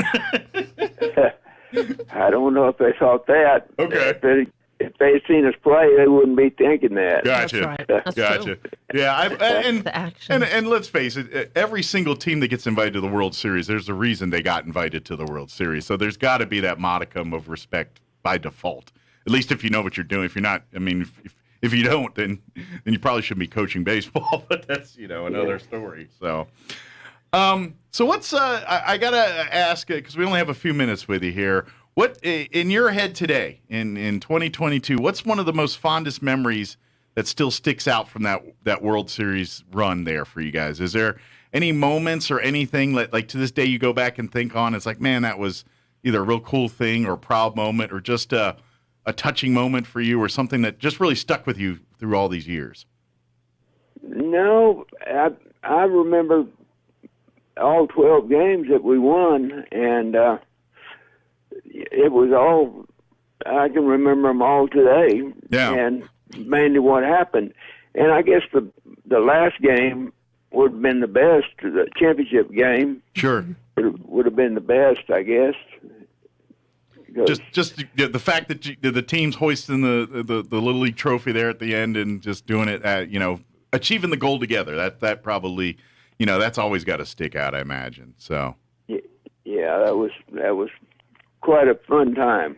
If a picture could say 1,000 words, I certainly know this one does, Tommy. They're showing your team on as we're talking. But one thing I think on behalf of the Historical Society that we want everybody to remember, if they just look at this team and think, oh, the Historical Society is honoring a baseball team, it's a lot more than that. Many of these players are still very significant to the history of Roswell. Whether it's Mr. Hobson, whether it's Tommy and his family legacy, including his father, the oldest living professional baseball player before he passed, whether it's the Hobsons, whether it's the Valdezes, or many of these players still stay with us. There's a story there, and we're just proud to be a part of it and celebrate the rich history. Absolutely. And you know me, anytime we can celebrate ball, I'm all in. Well, and I think we could do this one every year.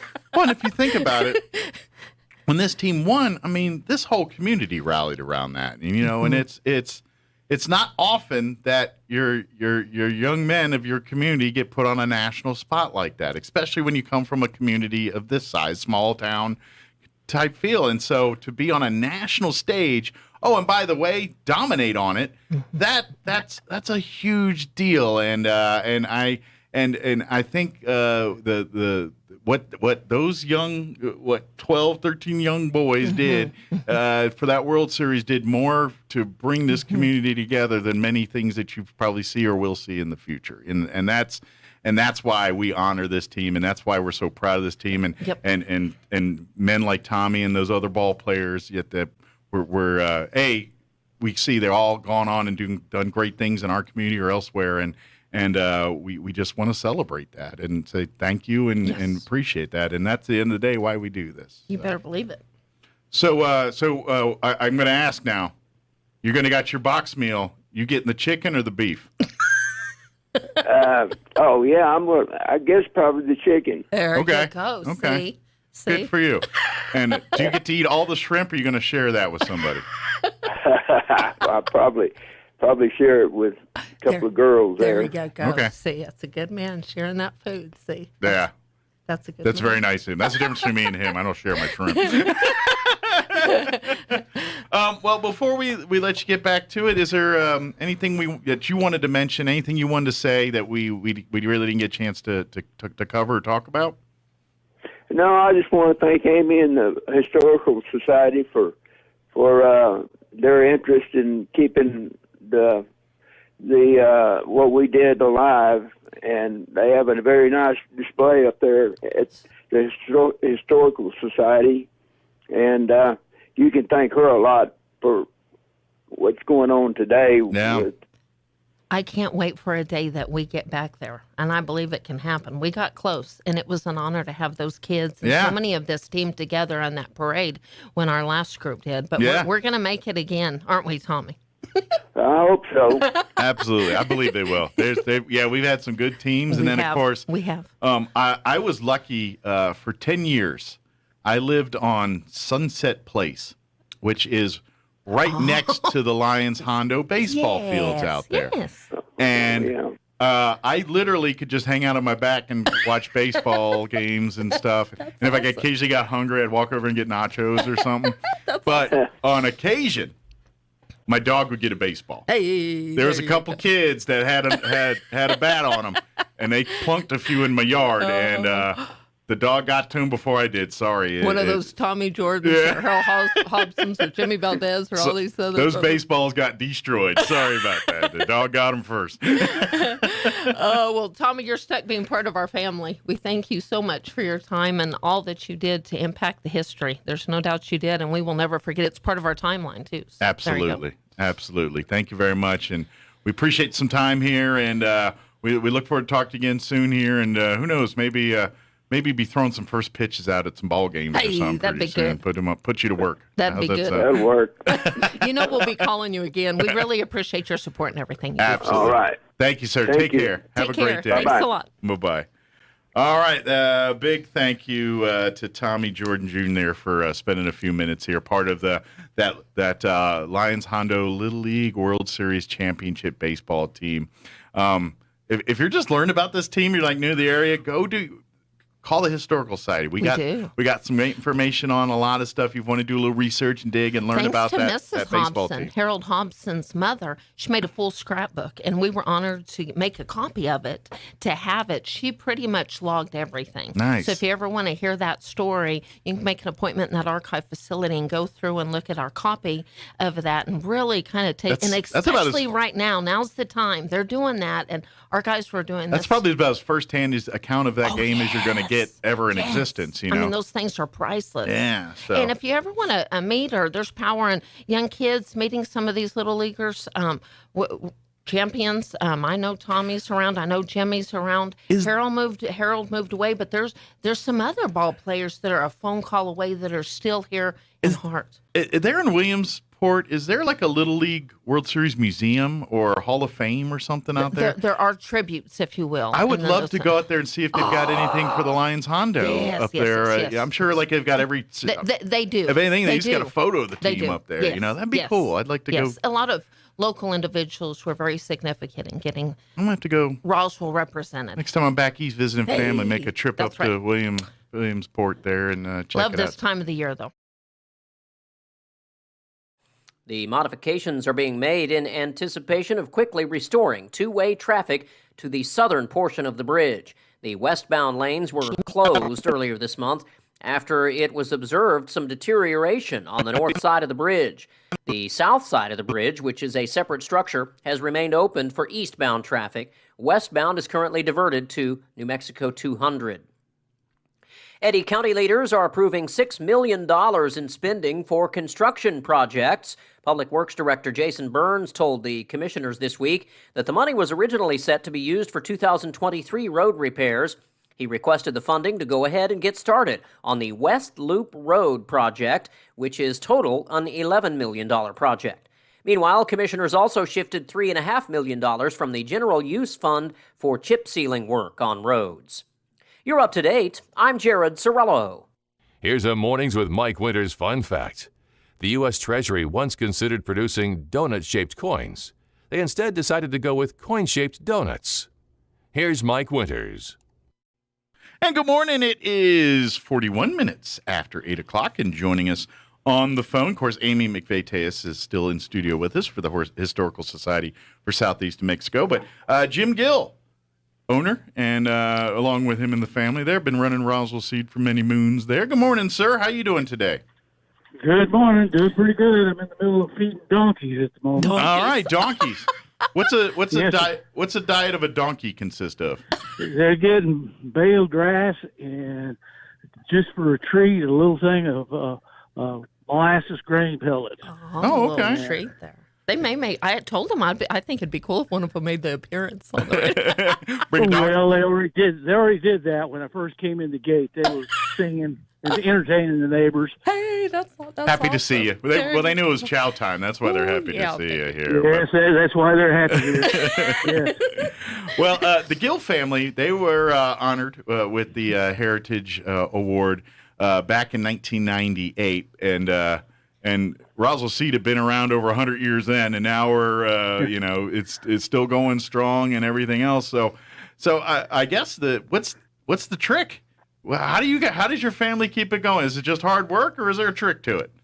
Well, what I told them at that banquet was everybody wanted to know what's the trick about keeping a business going for over 100 years. Mm-hmm. And I said, just look around. I said, my friends I just open the door. My friends show up and spend money. Sure. I mean, that's it. It's I know these people. They know us. Goes clear back to. I had one farmer. I figured out that I sold corn to his great grandfather, his grandfather, and his father, and now I'm selling it to him. Wow! I said I've been here too long. It's never too long with the Gills and Roswell Seed. Well, after all those years of selling them corn, do you ever give you an ear or two? Yeah. No, that was all going to the fat cows. That was cow food. I got you. Yes. Well, and obviously, I know you say I just open the door and my friends come in, but at some point, your friends are going to get mad at him if you keep doing them dirty. So part of that is you run a business that people can trust you guys, and to be honest, and anytime people has any kind of gardening or any kind of growing related question, like, hey, go talk to the folks at Roswell Seed. If they don't know, they'll find out. They know everything, and that's that when you become that source, then people just trust you because of what you've been doing for so long. Well, my dad had the attitude that we didn't try to sell anything down there. We just tried to help you out with whatever problem you had. There you go. Yeah, and I think that mindset's done well. Mm-hmm. Yes, sir. That's and now and I can that's the short answer. What's the secret to 100+ years of a business of seeding? We treat it like a place where we help people, and the money and the selling part is just kind of a good antidote from that. Yeah. On behalf of the Historical Society, we're just honored to call the Roswell Seed and the Gills family. There is never an event that they don't celebrate, and not only do they not celebrate it, whatever they do, they give back. Yeah. So I don't think, Mike, we've ever had the privilege of giving Mr. Gill a meal. Yeah, but he's given it to so many other people. I know he's given a bunch, but never once does he take one for himself. I don't think we've ever delivered food to Mr. So we One of do these that. days, we're going to do it, and he probably would go take it to the neighbor. I'm telling you. Probably would. Yeah. We might strap you in a chair and make you eat it yourself. I don't know. Yes. That's funny. I do have a question, because I know the Eastern New Mexico State Fair, we're about a month and a half away, and I know you are, I call it the Pumpkin Kabbalah, and I know you're a part of it. I know that's not the name, but that's just what I call it. The ringleader of that bunch is Benny Wooten. He's the ringleader. You Okay. see that Wooten name. So I got it, and for years, the Pumpkin Kabbalah have been kind of going back and forth trying to grow the biggest pumpkin every year, and every year they all bring these big gelatinous, huge pumpkins to the fair. And yes, sir. It's the highlight of my fair experience. I don't care what anybody says. I'll eat the corn dogs, all that's great. I want to see the big gelatinous pumpkin. So you ought to hear the goings on when we generally meet the Saturday before the fair starts out there, and we do the weigh and all that. It gets pretty loud. If you ever thought that fishermen told lies, get around the pumpkin growers. That's the good stuff on that Saturday. Huh? So I know you. I know you want to kind of keep your what's it, a bushel under a basket or something here, but how's it? Do you have a pumpkin that might be worthy this year? No, I don't. I didn't get that done. Okay. Everything else is going on. I did not get a pumpkin. I understand. I don't stand much of a chance when you see some of them.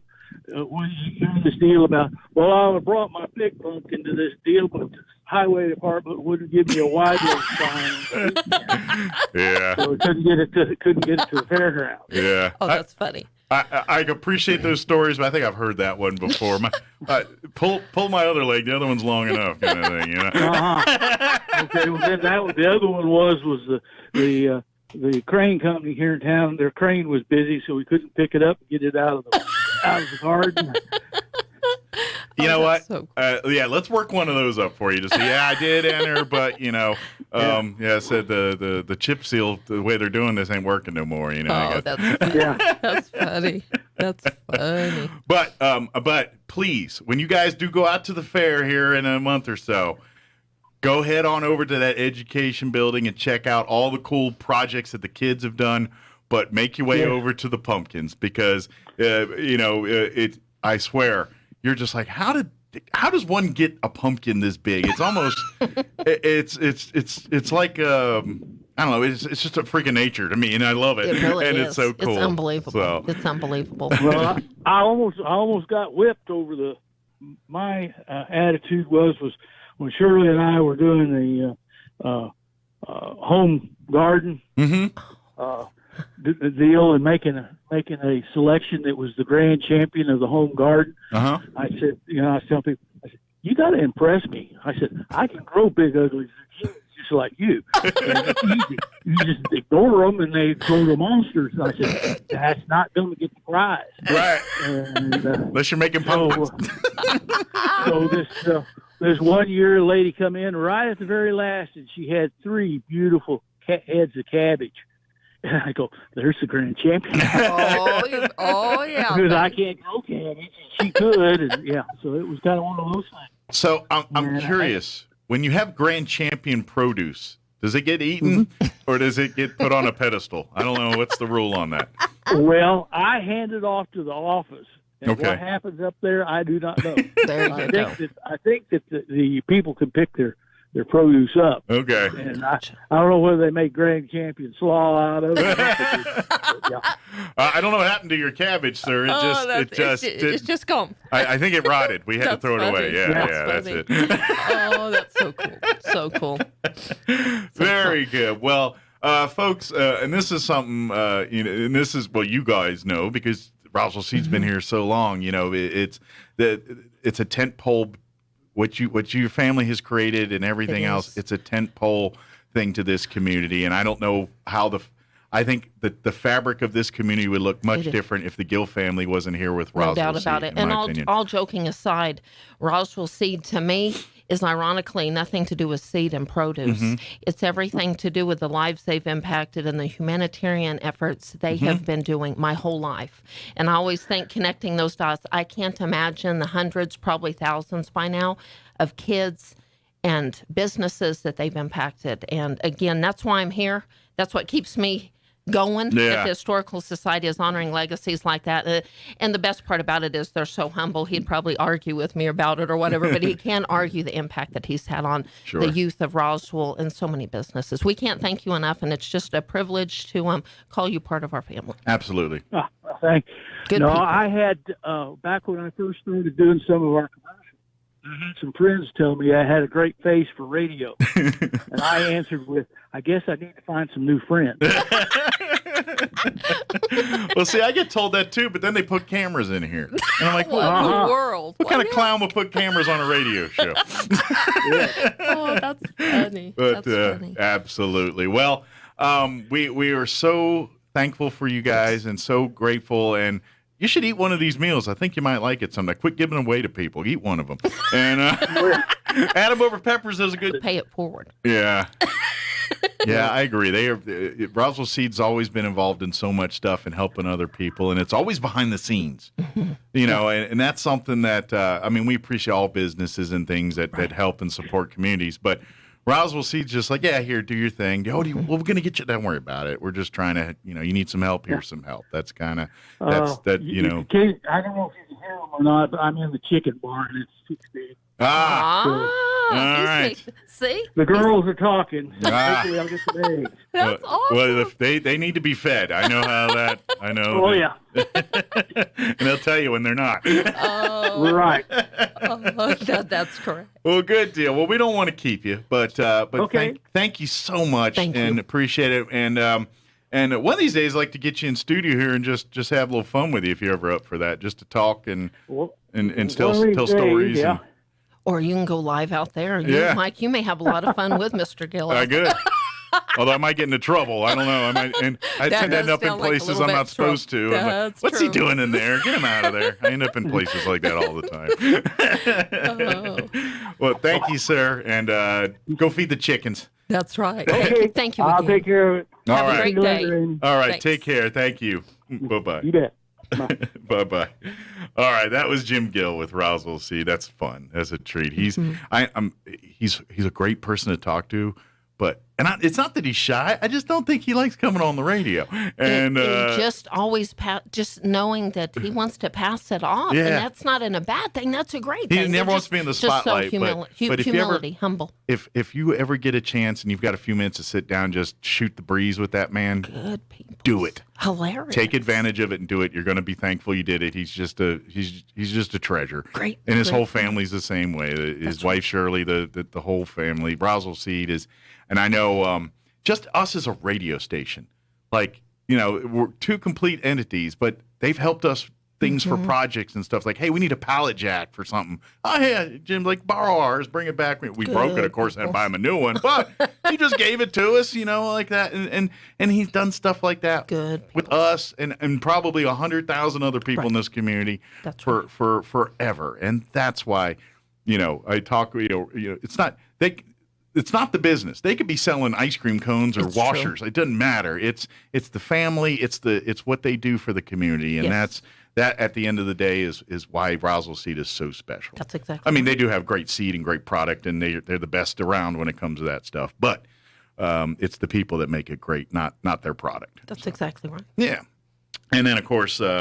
Talking with Tommy Jordan earlier there, it's always a treat to talk to those baseball guys and say, he's one of the few still in the area, right? Most are either out of the area. Mr. Valdez, Jimmy Valdez, which is my husband's family, and I know we consider ourselves family. Yeah. Mr. Hobson was. I know he comes back to visit, but he's no longer in Roswell. But that rich Hobson legacy is still around. And we've lost a few as well. We too, have. So, We have. And unfortunate. That's the unfortunate part about events like this is when we have reunions or get-togethers and get to see there's never as many as there was the last time, No, and that's unfortunate. Sure. So celebrate what you got while you got it here, and that's what the Heritage Dinner is all about. So now I got to put on my hawking cap here because at the end of the day, we really do want you to buy some meals. You've got to the 19th here to get it done, which is just a couple days away. Next, the 25th will be our actual day where we invite you to come. You'll come to the historical side between 5:30 and 6:30, and you'll pick up your voucher, your ticket, and then you'll go through our little line there, and it might be an opportunity to some 50-50 tickets 50 will be tickets. sold. I think we'll have and little bring music your loose change, and little music. Yeah, little. Tina and Yeah, I can't say hot club on the Pecos because it's not the whole band, but it's Tina and some accompaniment to help out. Yeah. So I would say that's exciting. I would say they're all the good part, but the good part. I don't know if that's the right word. Well, but it'll just be part of it. Yeah. We'll have some sounds from. Because Tina's a great singer, but I don't want to just besmirch the rest of the band and say the good parts there. No, that's exactly because right. That's They're not all great true. parts. They're all great. Not all fully represented, but we'll have some of that sound there, and we're thankful for that. Yep. And then her husband, the roadie, will be doing stuff. Buddy he's Bill. not county manager by day; he's roadie for his wife Buddy at Bill. night. That's right. And always good to have him around because if something happens, Buddy Bill's going to help you out. Absolutely. But and then of course once you get your ticket and kind of go through and enjoy that, you'll take that right over to Peppers. You'll drive about 2 blocks. And then you'll find the little line over there. Right. And see you a just sign. get right there, and then look for the tent. Don't even get out of your car. You hand them a ticket, they hand you a bag with your meal, and then you're on to enjoy it.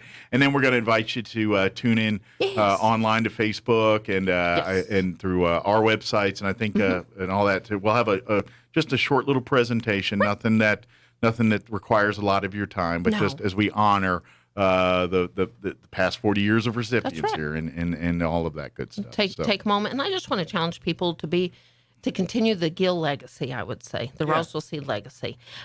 Give us a call, purchase a box, and pay it forward. Absolutely, that's what it's all about. Absolutely. Yep. So, tune in tomorrow. We're going to talk to some of the Gonzalez family members tomorrow.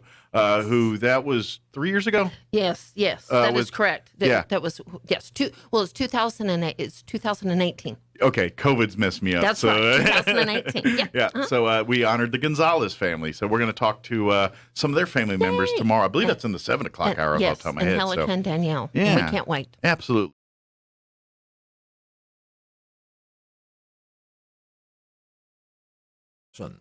Slightly fewer Americans filed for unemployment benefits last week as the labor market continues to stand out as one of the strongest segments of the U.S. economy. Applications for jobless aid the week ending August 13th fell by 2,000 to 250,000. The U.S. government will be holding talks with Taiwan on a trade agreement in a sign of support for the self-ruled island democracy that China claims as its own territory. Bank of America CEO Brian Moynihan says a recent debate over whether the U.S. economy is technically in a recession or not misses the point. What matters, he says, is that current economic conditions are negatively impacting those who are most vulnerable. It was a mixed open this morning for Wall Street, with the market awaiting more earnings reports. For the Wall Street Business Report, I'm Rich Thomason.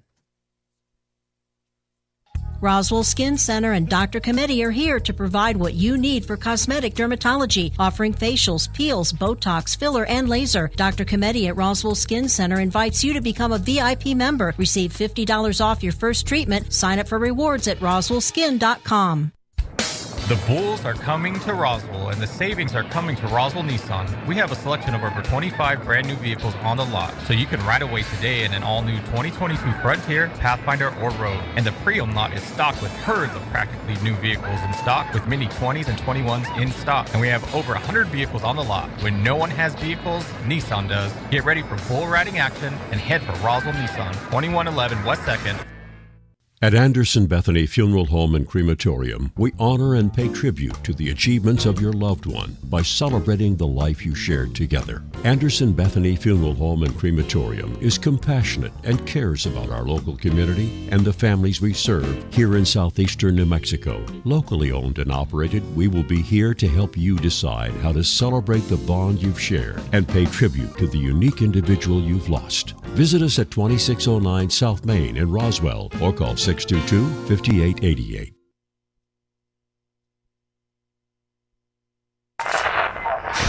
No static at all. Your new home for talk radio is